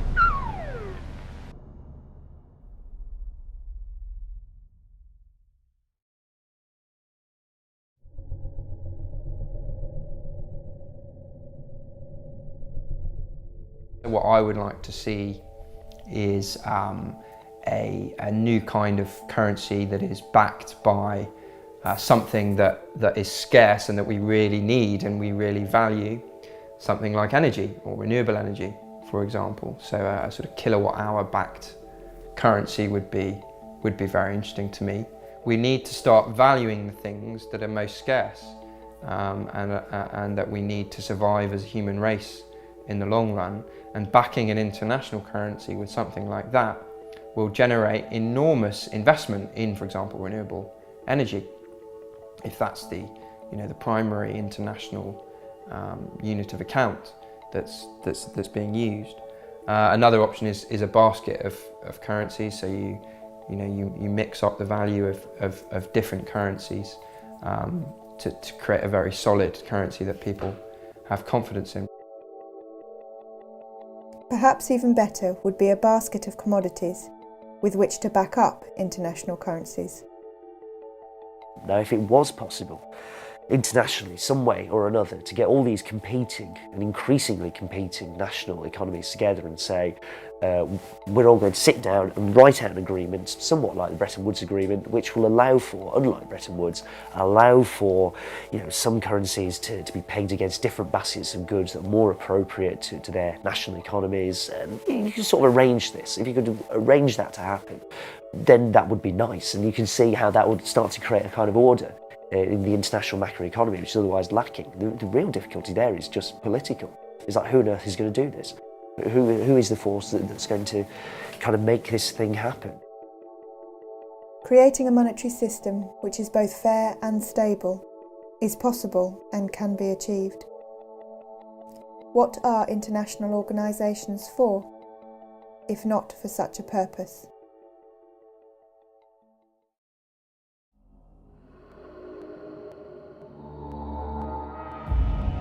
Banks are the most heavily subsidised businesses in the world, specially protected by governments.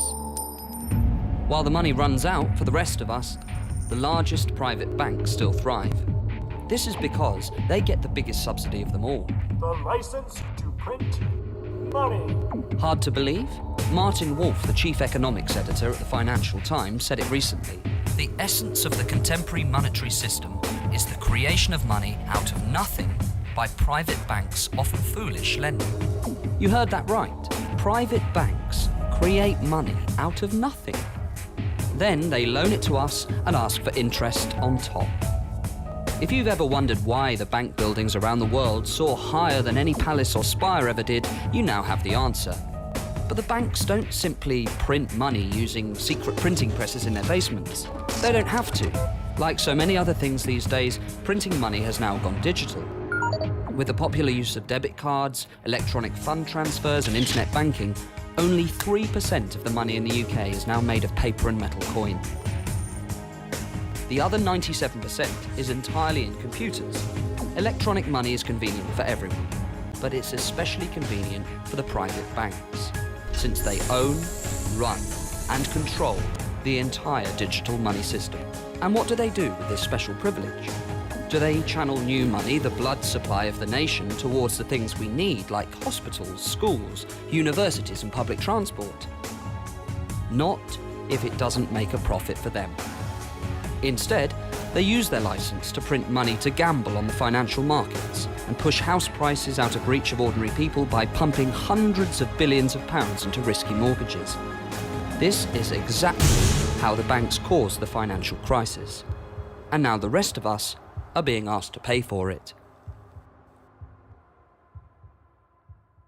If we can't afford to run hospitals and build schools, can we really afford to subsidise the financial industry? Should we have to live with less so the bankers can have more? This is ludicrous, and it's time to put a stop to it. The private banks can't be trusted to hold the reins to our entire economy. We need to take away the bank's power to create money out of nothing. This will stop them from causing yet another financial meltdown and allow us to afford the crucial services that we as a society need.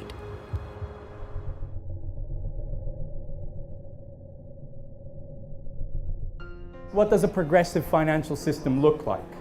And I want to hear what some of you think. Who thinks, for example, that we should ban banks from creating money? Control over how money is created and what it's used for is a democratic issue.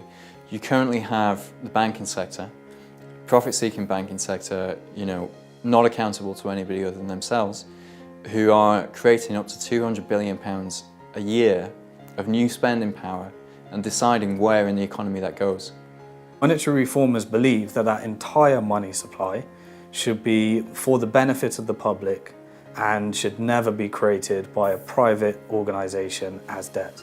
Democratising the money supply, what that means is putting the power to issue and allocate money back into the hands of people, taking it away from private organisations, institutions that don't actually represent the people, that are not democratically accountable to the people. The banks aren't democratically accountable. They're accountable to their shareholders and their shareholders only. Now they're underwritten by us, by the taxpayer, but they're not accountable to us. That doesn't make any sense at all. So if you democratise the monetary system, you are subjecting it to the same kinds of discipline as the education system, as the health service, and other key publicly needed services. There's no reason that money should be viewed as any different. It is a fundamentally important service that everybody needs. I can't survive without enough money. Nobody can. So it cannot be controlled purely by this small elite of big banks as it is in the UK. We do need a different system. We believe that the activity of supplying a nation with money should be completely separate from the activity of banking. What we need to do now is update that law from 1844 to make the digital money real money. Real, it could be electronic money, but it needs to be classified as money. We just want banks to be like every other private organisation, private company in the economy, to be subject to market discipline. The problem is that now we're in this hybrid model where we have no control of how they spend the money, which creates our money, but also we're reliant on them to create our money. We're all constantly in debt. We'll be in debt pretty much for the rest of our lives, and the younger generations have it even worse than the older generations. I've just been reading a report from the United Nations Environment Programme, and they say we need $2 trillion a year. 2 trillion, can you imagine what 2 trillion is? It's a lot of money. A year to finance the greening of the economy, to move away from poisonous carbon, which is poisoning the atmosphere, to alternatives to carbon. When the banks collapsed in 2007-9, we found, according to the Bank of England, not me, the Bank of England tells me that we raised $14 trillion in a year to bail out the banks. So against that $2 trillion a year to bail out the ecosystem, is no big deal. This kind of model doesn't make any sense, either from an orthodox free market perspective, because these banks are monopolists. Effectively, they monopolise credit creation, so they don't obey the rules of any kind of free market discipline. Yet at the same time, they're not producing socially or environmentally beneficial outcomes along any real kind of scale. All that money does is enable us to do what we can do. And once we get our heads around that, we can make money work for what we need. The power to create money is so powerful. You've got to be very concerned about who has that power. If it's somebody who's going to benefit from creating the money, then they're going to have the incentive to create more than the economy actually needs. The same would probably happen if you give that power to politicians. You can't trust a politician to be trying to please voters and to have power over creating money at the same time. It's a real conflict of interest. The only thing you really can do is to give it to somebody who has no conflict of interest, an independent, transparent, accountable body. Money could be allocated according to the needs and desires of the population. Systems could be put in place to allow for direct democratic allocation of funds, either wholly or partially. A framework and rules could be established to incorporate up-to-date economic theory into how much money should be created and for what types of purposes. The government would no longer be able to get access to large sums of money to pursue armed conflict if this was not sanctioned by the populace. We would be able to see exactly what they're doing with the power to create money. We'd be able to see how much they're creating and where that money is going. And that's pretty much the only way we can get control over the power to create money and stop it being abused. The Money Reform Party was established in 2005, just after the 2005 general election. The idea of the Money Reform Party was that we would have this basic core issue that people would agree with. They might disagree on other issues, that's fair enough. There are, different ways of going about it, but that was the idea, was to go for what you might call the lowest common denominator, to attract people with disparate views. Getting elected to Parliament is not the issue. It's getting the issue of money reform into the public domain, so that people will begin to talk about it.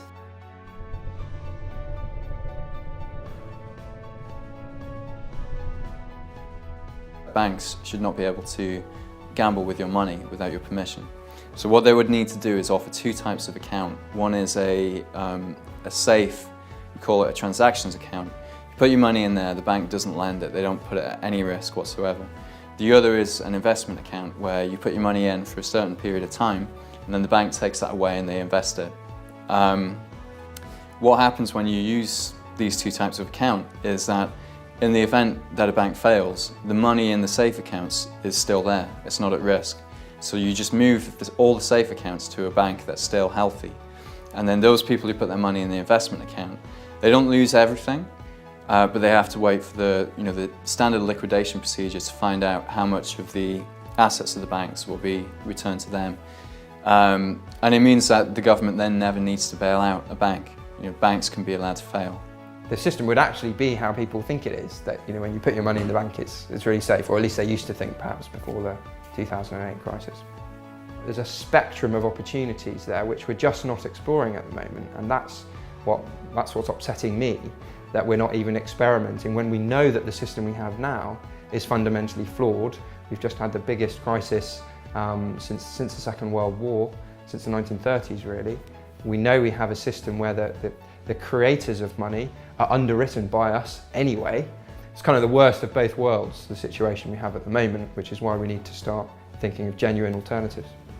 So when we're talking about what life is going to be like in the post-reform system, it doesn't mean that you can't borrow, it doesn't mean that you have to save up for 50 years before you can buy a house. It does mean that you might not be able to buy a house that's 10 or 12 times your income. But on the flip side, it means that the house that you want to buy probably shouldn't cost you 10 or 12 times your income. Houses should be affordable, as should everything else. You'll still be able to get a mortgage, you'll still be able to get finance for a car, businesses will still get investment. It just means that debt won't be such, it won't be so high, it won't be such a huge feature of people's lives.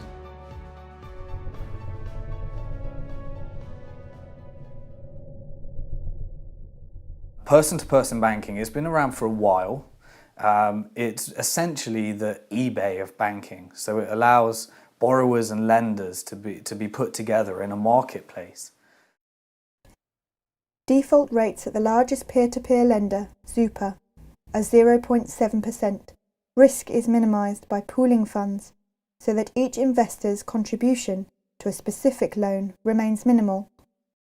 There's a site which is about currency exchange, so again bypassing the kind of mainstream banking or currency exchange system and just doing it person to person. I think a lot of the interesting stuff that's going to happen around currencies and around money more generally is to do with the impact of the internet. My gut feeling is that we will see more and more of those types of systems. We will also see more and more applications and things using our phones that we would never have imagined. And I think we're only just at the beginning of that.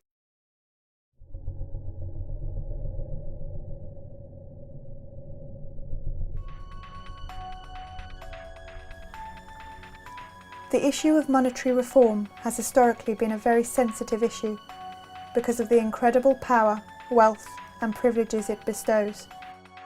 In an age where analytic thought and a scientific approach are held in such high esteem, there is no justifiable argument for keeping the mechanics and implications of the monetary process such a taboo subject.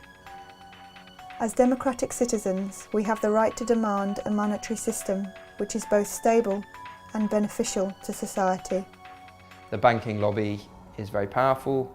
I suspect that they won't be in favour of these kinds of models, although ultimately one could argue that it's a much more stable footing for banks. The coalition government has set up an independent commission on banking, the ICB, and their remit is to essentially make recommendations to the government on how the banking sector can be fixed. Their remit includes figuring out how they can prevent future bailouts. When they held their public meetings around the country, at each of those meetings, of the 5 panellists at that meeting, at least about 3 of them were representatives of the big banks.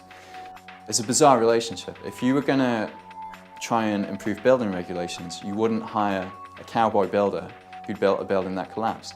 So why are we asking the banks for advice on what we should do about banking? The Independent Commission on Banking recommended 2 major reforms. The first was the implementation of greater capital and loss-absorbing capacity. This in effect is complementary to Basel III and will not differentiate the UK banking system from the rest of Europe. The second recommendation was the ring-fencing of retail banks. Although portrayed as harsh to the banks, it can also be interpreted as a benefit, as retail banks will now have a lower capital requirement ratio than investment banks. There's this cosy relationship between government and the banks. In the middle of the crisis, I spoke to somebody who was working in the Treasury in the middle of the crisis, And he said pretty much every second person that you spoke to was working for one of the big banks. So when it comes to a decision about whether you let one of these toxic banks fail or whether you rescue it, what kind of decision are you going to get from, what kind of recommendation are you going to get from somebody who works in that bank? I've got a whole string of letters and cards from various politicians over the years. Really, you get letters which, in most cases, say nothing at all apart from "thank you very much." You know, this. You know, thank you for your letter. You know, or thank you for your DVD. I'll have a look at it. Or in the case, of course, letters to the Prime Minister. It was the last Prime Minister a couple of years ago. You know, thank you for your letter to the Prime Minister. It's been passed on to the Treasury, who will no doubt respond to you directly in due course. And of course, I'm still waiting about 2 years later from any sort of response from the Treasury.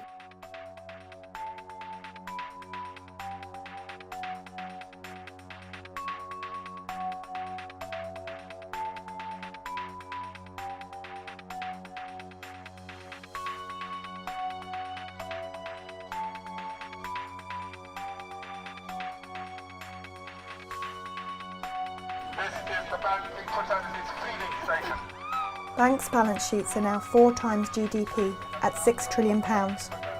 They are holding the public hostage. Their wealth has become so great through gaming the financial system that we are at a tipping point whereby a single bank could now take down the entire economy.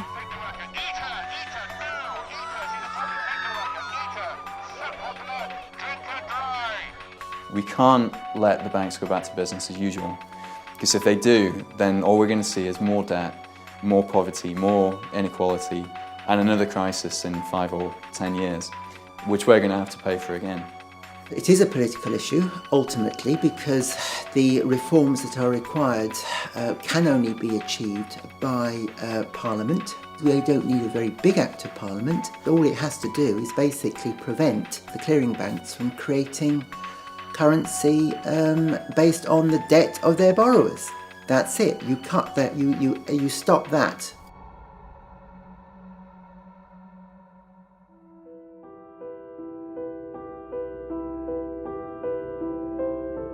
This is George. George worked in a big bank in the City of London.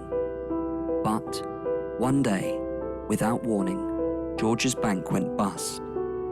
Luckily, the government rescued the bank and George kept his job. But the greedy government wanted something in return for their help. They demanded a higher tax on George's salary and bonus. For someone with a high-cost lifestyle like George, a shock like this can be devastating. Now George struggles to afford the rent on his riverside apartment in central London. The tyres on his Aston Martin are wearing thin and are barely road legal. Unless George's situation improves, or unless someone like you helps him, then George may even be forced to walk past the next Savile Row tailors and buy his suit from Topshop or Next. Even if George had anything to celebrate, he can no longer afford the champagne to celebrate with. George is not alone. Countless others are suffering like him, and no one knows how long it'll be until the good times return. But with your help, George can turn his life around. A simple monthly donation from you can bring a bit of sunshine back to George's life. Just £395 will help him celebrate minor achievements with a magnum of Cristal champagne. As little as £900 will help George buy a new set of tyres for his Aston Martin. £2,000 can help George recover his self-esteem with a suit from a prestigious Savile Row tailor. But even a small amount will help. Just £200 will buy a meal for George and his girlfriend Experience. Just £200 extra will buy the drinks. By adopting a banker, you won't just be supporting someone like George in a time of need. You'll also be supporting the trendy wine bars of the City of London, the luxury car makers of Italy, and the tailors of Savile Row. You'll be doing your patriotic duty to support Britain's greatest industry in its time of need. And when the good times return and George gets his bonus back, the taxes he pays will help fund the public services that the rest of you scroungers depend on. So please, until the good times return for George and those like him, will you give today?